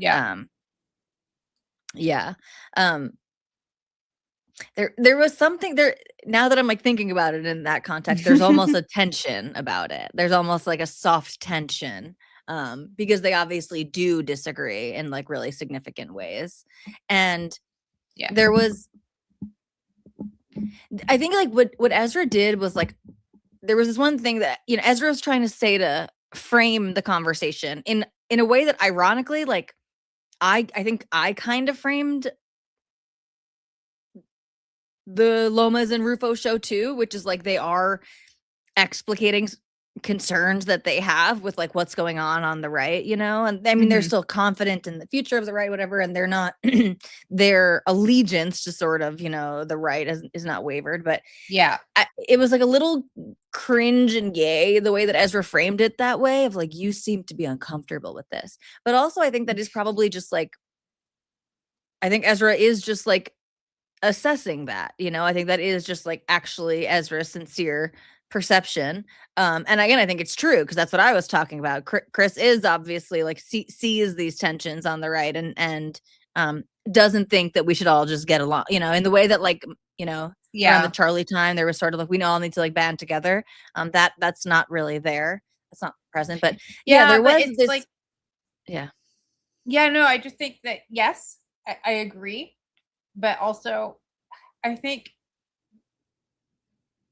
where Rufo and Lomas have concerns, their concerns come from a different place, like from a different disposition, from a different framing and a different outlook, and a different like trajectory or like hope towards the future. Whereas like people on the left could be concerned about the direction of the right from the left-wing view. Right. So the critiques are, you might be concerned about the same thing, but you're coming from like completely different like places or ideals. So you definitely don't, I get why Chris would not want to like cede that, right, to somebody coming from the left, because he's like, your assessment of the problem is wrong. I think there is a problem, but the problem isn't what you're saying. What you're saying, I don't think is a problem. I have a different problem that might look similar, but you know, and not wanting that to be confused. Right. Well, and even Chris Rufo, right, he like when Ezra was characterizing something as far right, and you know, Chris was just and even like the white nationalist thing, like I think Chris did, which I appreciate, right? It's someone who has concerns about what's going on the right, but who is still, I don't know, like protective of the movement, right? And so he's and in important ways, in the ways that it gets lost, that sometimes you can't even see all of these differences if you're not actually on that side. But he's like, well, no, actually, it's too simple to blanket to call these all like white nationalist alt-right people. People have really different motivations for some of these politics, and they look different. And I think also, to your point, Ezra is coming from the leftist framing, and he said as much very explicitly, which is like he sees what's going on the right now as vindication for the left when they were calling everyone Nazis 2016. He said it. He said, well, it seems like they were just right, whereas, obviously that's not like our position here, you and I think it was a much more interactive and iterative process of building the far right, and the left helped to do that, whether that's fair or, yes, that's not a good excuse to turn into an actual hateful bigot. But the left was filled with actual hateful bigots that were yes, and I don't see the people who I was concerned about being on the far right broadly are not, by and large, the people now who I am concerned about being like rabid anti-Semite. With the maybe, save for like people being concerned about Tucker back then and being concerned about Tucker now, but like many of the other prominent figures who are like 10 years ago weren't even like really around that much. Like some people were, but like some people are just really, and the figureheads of that time, right, are largely irrelevant. The ones who were like, who might have like actually been properly classified as that, are like sort of like Richard Spencer is like largely an irrelevant figure today. Nick Fuentes is more relevant than he was back then, but he was also like in some ways mischaracterized then. Was he around 10 years ago? Maybe just beginning, that right. I mean, he's young, right? But he started his activism and stuff in college, so he was around in like in a very small way. And then it ramped up through the first Trump administration. But you actually just reminded me. I do think that's the one place, maybe there'd be more if I watched it again, but where I think like Chris's analysis on Tucker is wrong.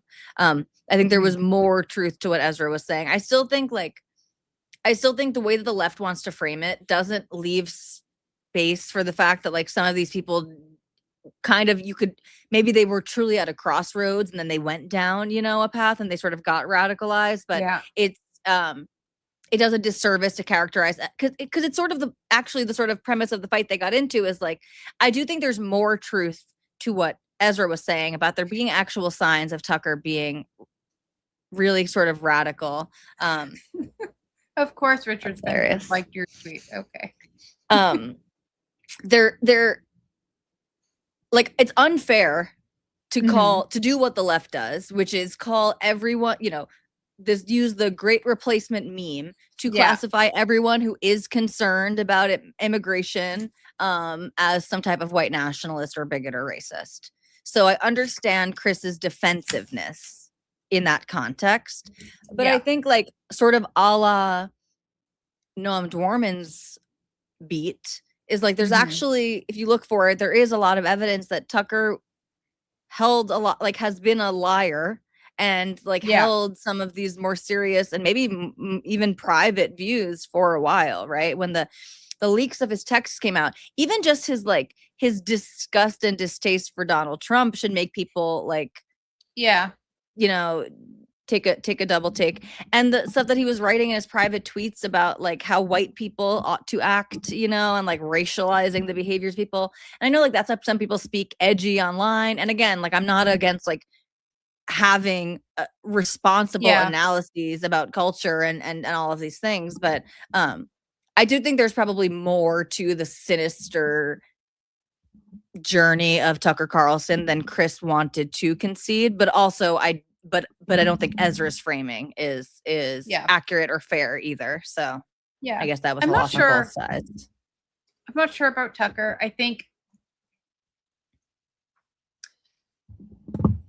I I think a lot of what was said about him before, like way before, like when I was like still of the left, was probably in many ways mischaracterized. And they may have been seeing some things, but twisting him like everybody else. And there may have been other things going on with him, but when I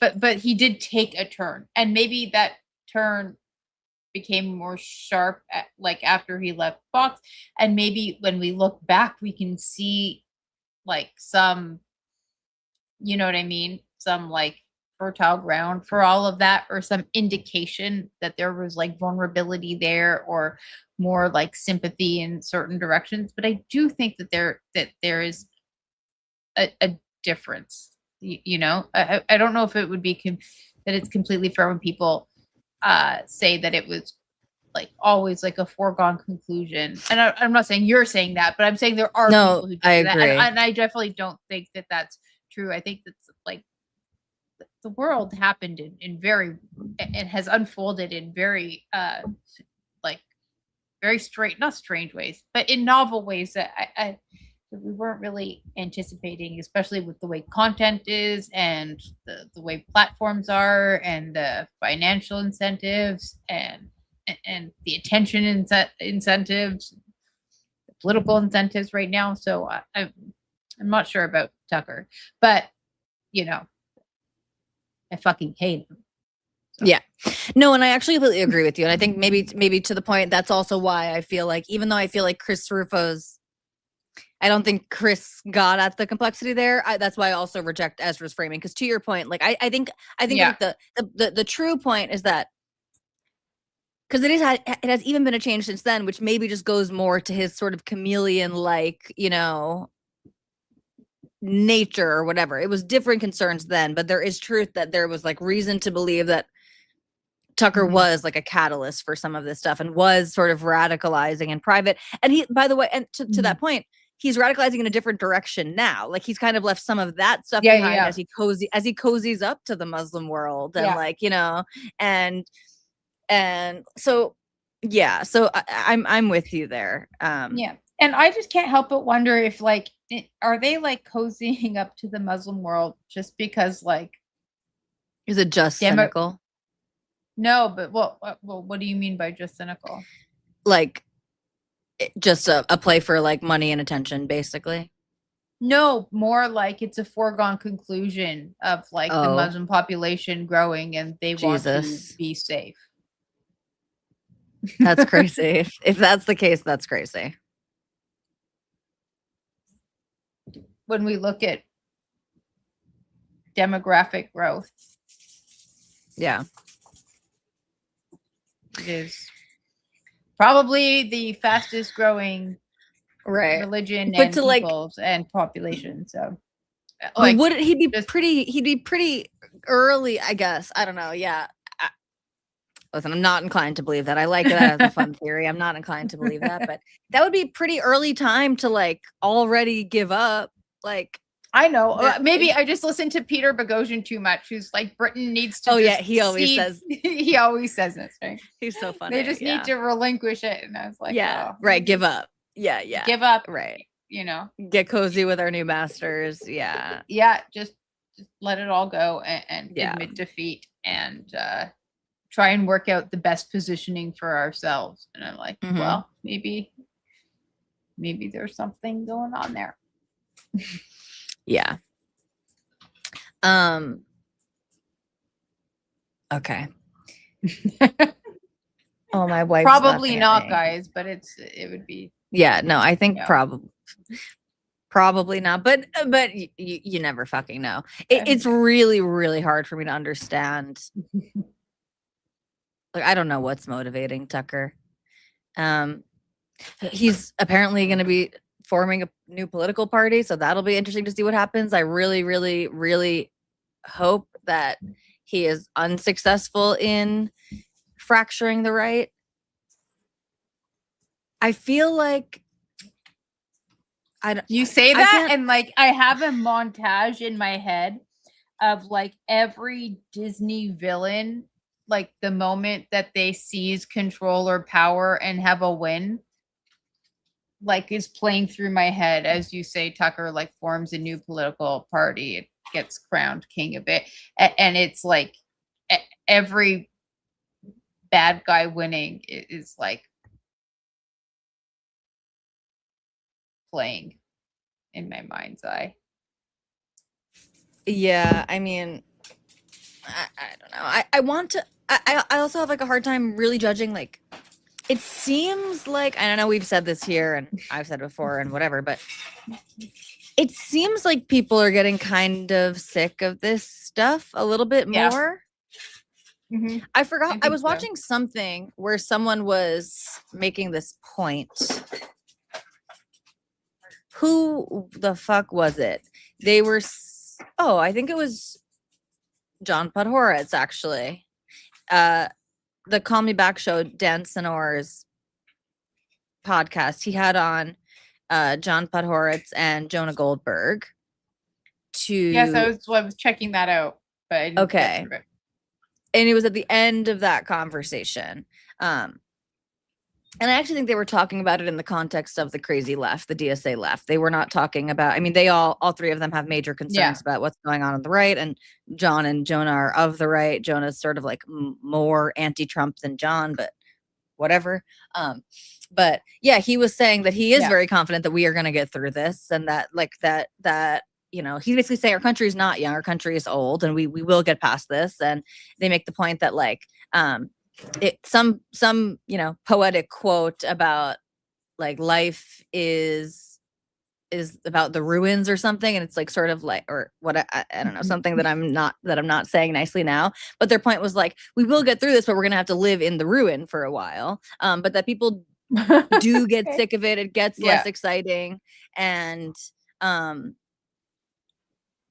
people will crawl back towards the center. And someone actually, like, someone posted on Twitter yesterday, like, that the most like kind of like edgy, transgressive thing you can be right now is like a normie lib. Now, this person was coming more from a left-wing perspective, and so she added something gay on at the end, like bonus points if you add feminism and something else. I was like, okay, you lost me there. But like, I hope that's true. That because we talk about this too on here, is like, how do we compete with just how sexy and exciting all of the extremism is, and maybe that is going, maybe just because of saturation that will become less interesting and sexy. I don't know. I hope. Yes, it will, part of it will get played out. Do you know what I mean? It just gets like overdone, and it becomes like what feels like kind of new and exciting or interesting or whatever. Just it'll lose its, you know, it'll lose its shine. Yeah. I think like that will happen with like people like Candace Owens and stuff like that for sure. It's just like, how is she not already? I mean, it's getting so cringe with her. I mean, I don't follow anything that she does. I can't, I don't believe, but you know, that a lot of I don't even like hate real follow. Engagement. Yeah, I don't hate. I'm just, hopefully that's a good sign too, because I think people are even getting sick of the hate following. Like, even the Tucker stuff like gets less play online. Like, I just, but that's just like, I don't need to. The conversations are like cookie cutter in some ways, because they're so bent like on a track to lead a viewer to a conclusion. Like they all reach the same conclusion. You know what I mean? And there's just something like really boring about it. And it's not even that like I'm a fucking Jewish Zionist who likes Israel, that like I'm bored of it. It's just like it's really boring now. Yeah. You know, and I think people are going to get fatigued of it. This whole like this like real obsession, this Jew obsession, this like anti-America I don't think populism's so really going anywhere, but that whole bent to it feels like a little bit played out, you know? I hope so. Yeah. I do hope so. And I am like, am I more optimistic than pessimistic? I think so. Long term, I think so. I don't know. I guess it depends on the day, but right now, at this very moment, I'm feeling more optimistic than pessimistic.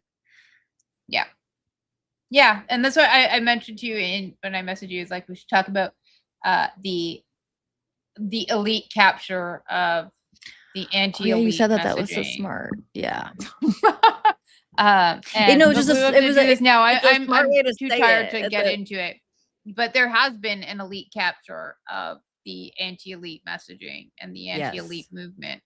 And it's not the elite as in the billionaires, but it's the elite in so far as the professional managerial class, the activist class, the overly credentialed like degree holders with no upwards mobility because there are too many of them, the symbolic capitalists, if you will.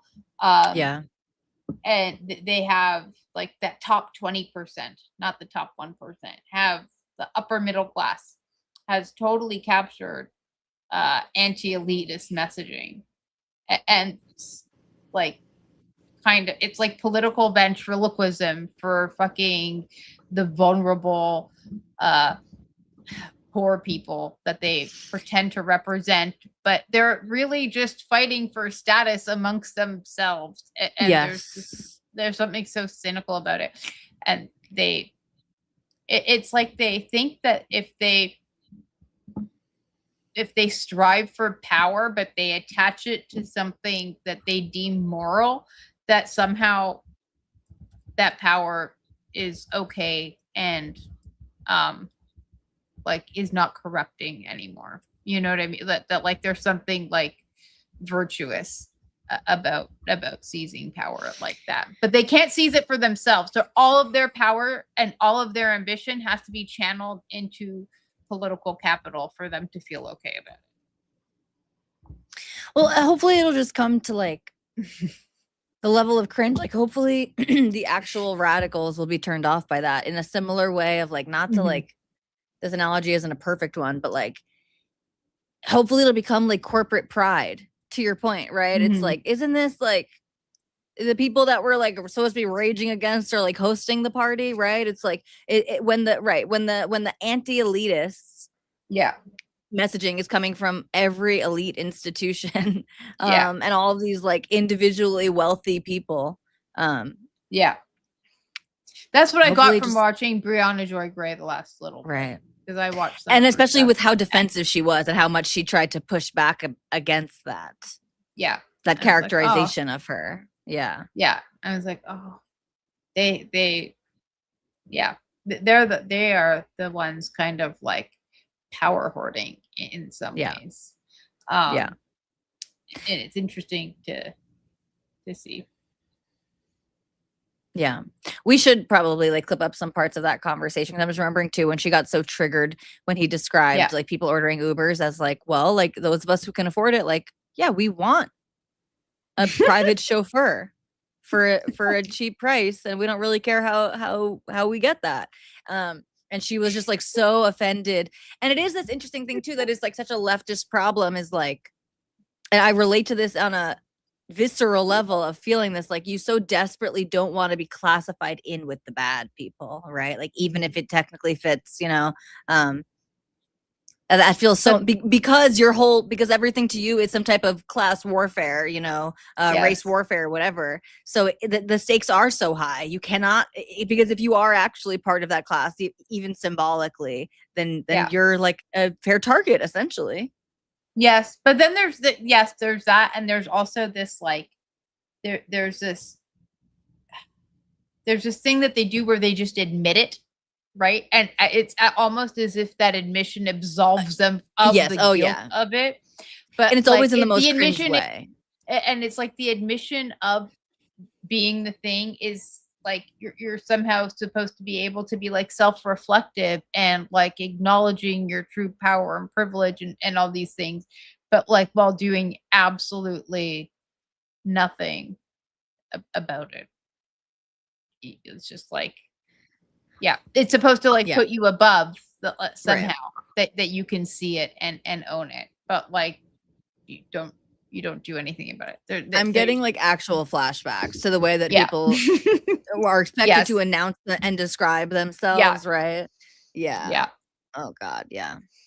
Yeah. So there's something there. Yeah, we should look at that conversation when you're back or when you have a chance. Yeah. She had another conversation that just came out like a day or two ago with this like I guess leftist podcaster that it just shows like all the silos, because like she introduces him as like someone that's this amazing person that's had a huge influence on her, and she's like, you know, to my audience, this man needs no introduction, and I had never heard of him or his podcast. Is he the one who walked off? Yes, and it's interesting because I didn't watch it. I was about to, and I was just they agree so much. And it is so interesting. Brianna really does have like a unique power to push away people who are her. And this is a leftist thing, but Brianna has like honed it the best. People who are their 99% allies.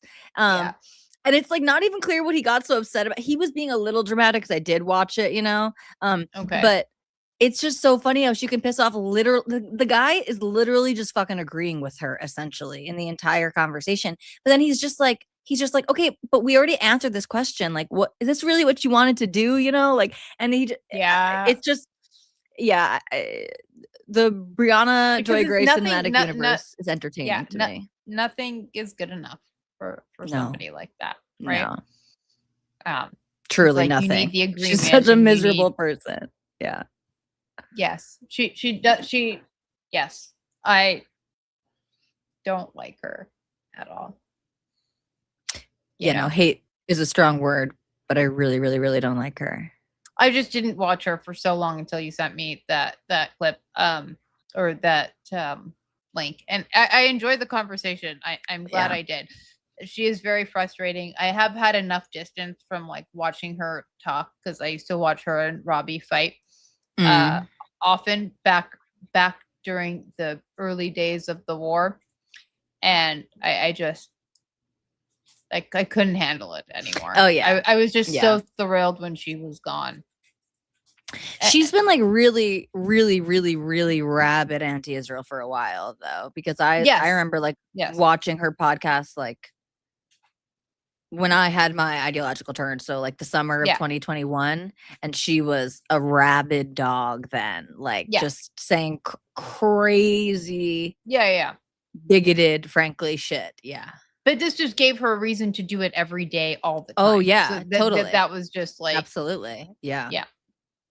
And she had much more visibility on the show on that on the Rising than her like private podcast previously. I'm sure she's doing well now, but yeah, totally. Yeah. So well, we'll take a look at that and pull some of our our favorite moments from that. Our favorite socialist infighting. Yes. Clips. Yeah. It's good to stay on top of the lefty arguments.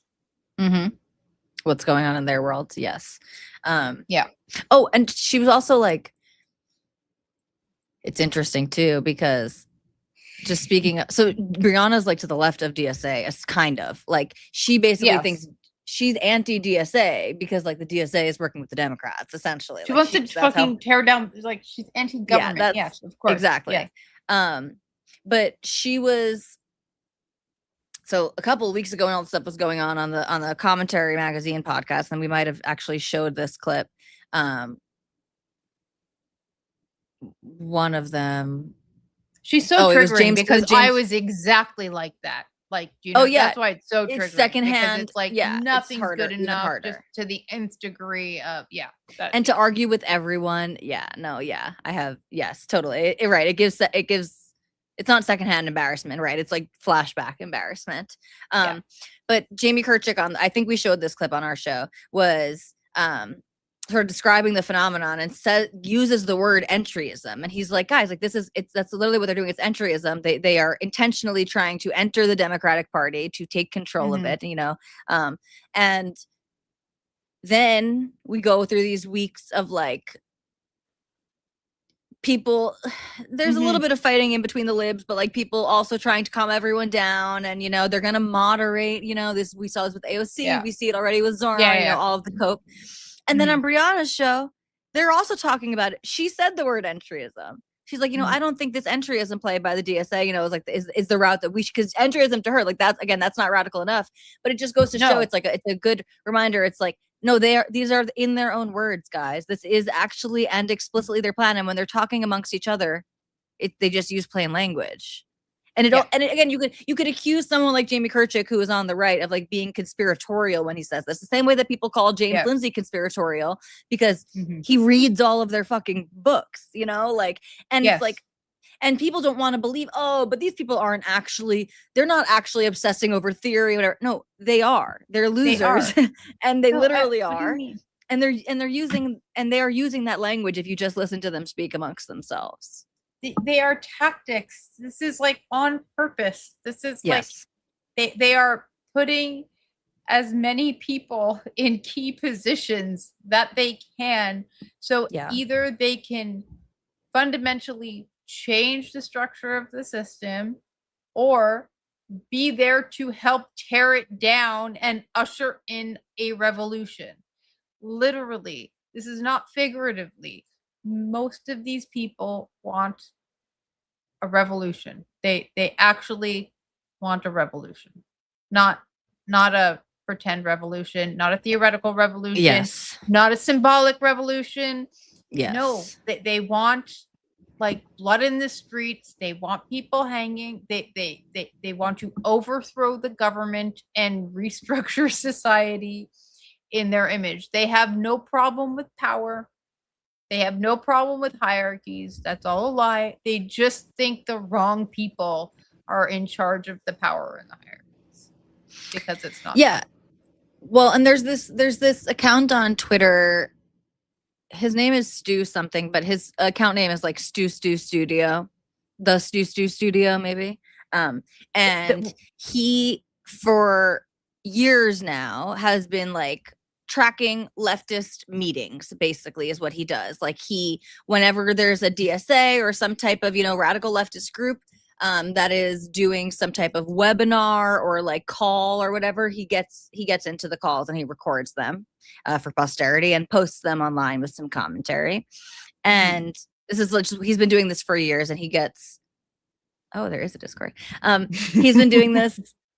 He's been doing this for years, and it's blown up more now that it's getting more attention and whatever. But Milat Kuros, the DSA member who just unseated the incumbent in Colorado in the primary, the very night after she was on their DSA whatever call, saying, this is our time now, with all of us getting in, we need to change the way that our economy and government functions. We need to structurally change. Again, they're just saying it.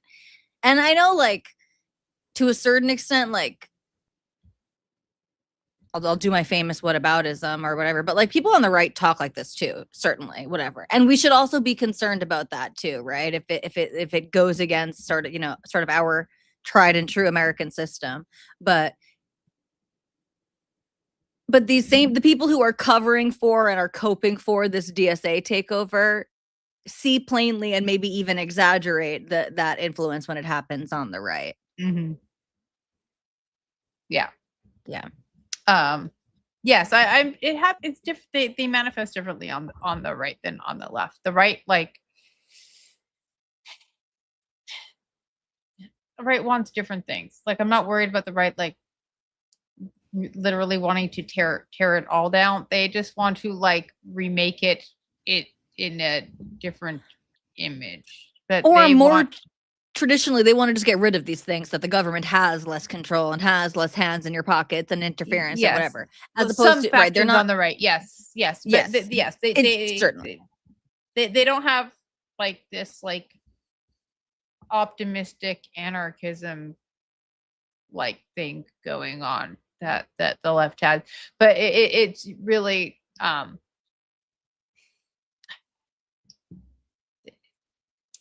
I don't know. Like it's hard for me to believe that most of them actually believe that, because like they have such a narrow view of like how they think things ought to be and what is acceptable, that it leaves very that it that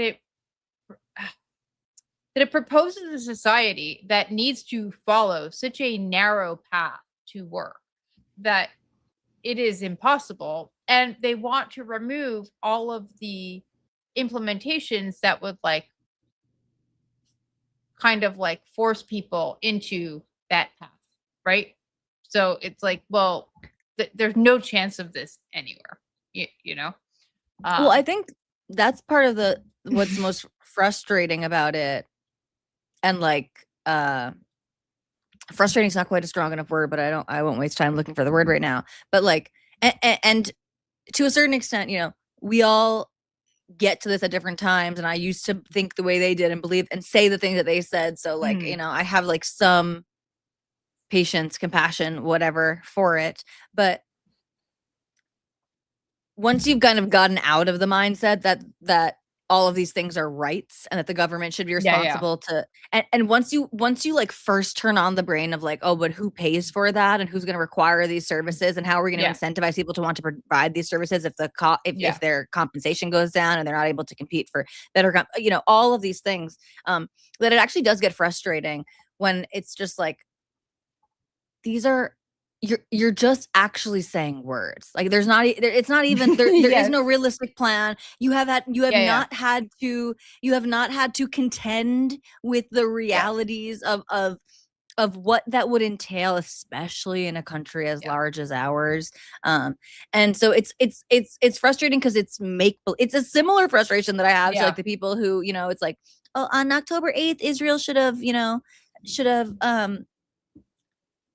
ended their government, their racist government, and so, you know, and whatever, like, or we should just do it one state. It's like, okay, well, Israel's never going to agree to abolish their own country to join forces with the enemy population that lives on their borders. So now what? Yes, exactly. And they're like taken seriously, or like at least like they're humored. And there's also like, and there's blame to put on the voters also, but these are like, I don't know. Yeah, it is. It's like it's if it weren't so stupid, I wish there were more to contend with almost. You know what I mean? It's like we're fighting these monsters who are making these promises they're never going to be able to make good on, but they'll never have to even like, hopefully they'll never have to even fail at, you know, it just won't happen, and they'll get to just blame other people, right? Like, yes. But that's what they want, because like the infighting allows them to actually become like the elite without actually reaching elite, what they consider elite. So if they frame elite as like the billionaire trillionaire class now, right, they could all stay in the upper 20% fighting amongst each other for the status and the power and the narrative control and overall domination. They could pat themselves on the back, feel good, and just keep fucking jerking each other off forever, and like nothing ever gets done. So but the risk is that enough of them get in power and they like do try get to do something, and they have, you know, they take significant actions that are hard to roll back or re-put things into place, because it is really hard to, you know, it's really hard to put things back the way they were before after you've broken the toy. Right. You know, even if you know exactly how it worked, like things just don't work that way. So it was John, I think, made a similar point at the end of that conversation on Call Me Back with Jonah and Dan, where again he was optimistic and saying that he knows essentially that our country will get through this and whatever. But he made the same point, not that he's wishing for something terrible to happen, but that, you know, like people might need to live with the consequences to understand whatever. And maybe this is the sort of maybe generationally people need to live through some of these consequences to understand. But he said the person who put this best was Ed Koch, former mayor of New York City, who they were saying he like ran twice, won on his third run he lost, and his like memorable quote after that was like, the people of New York City fired me and now they must be punished.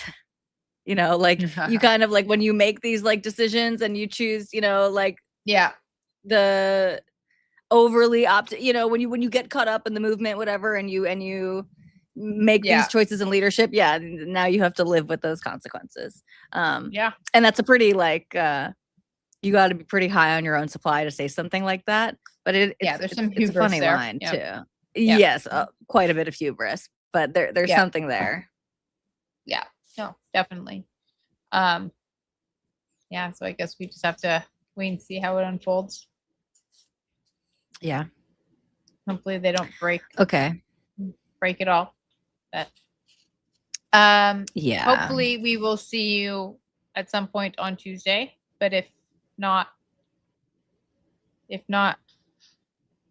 I will be here all by myself. It will be me and Schroeder. Exciting. Yeah.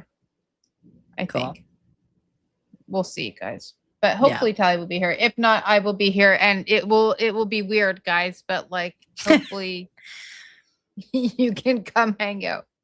Could you like? I mean, we can talk offline, but like maybe like because we'll be a 3-hour difference. So if you can do like mid morning, if you could do like mid morning, so that I could do really early. Oh yeah, I'm basically, I don't want to interfere with vacation time with the wife, so I think I could probably do a stream while she's sleeping and wants to be sleeping, so like do it early in the morning.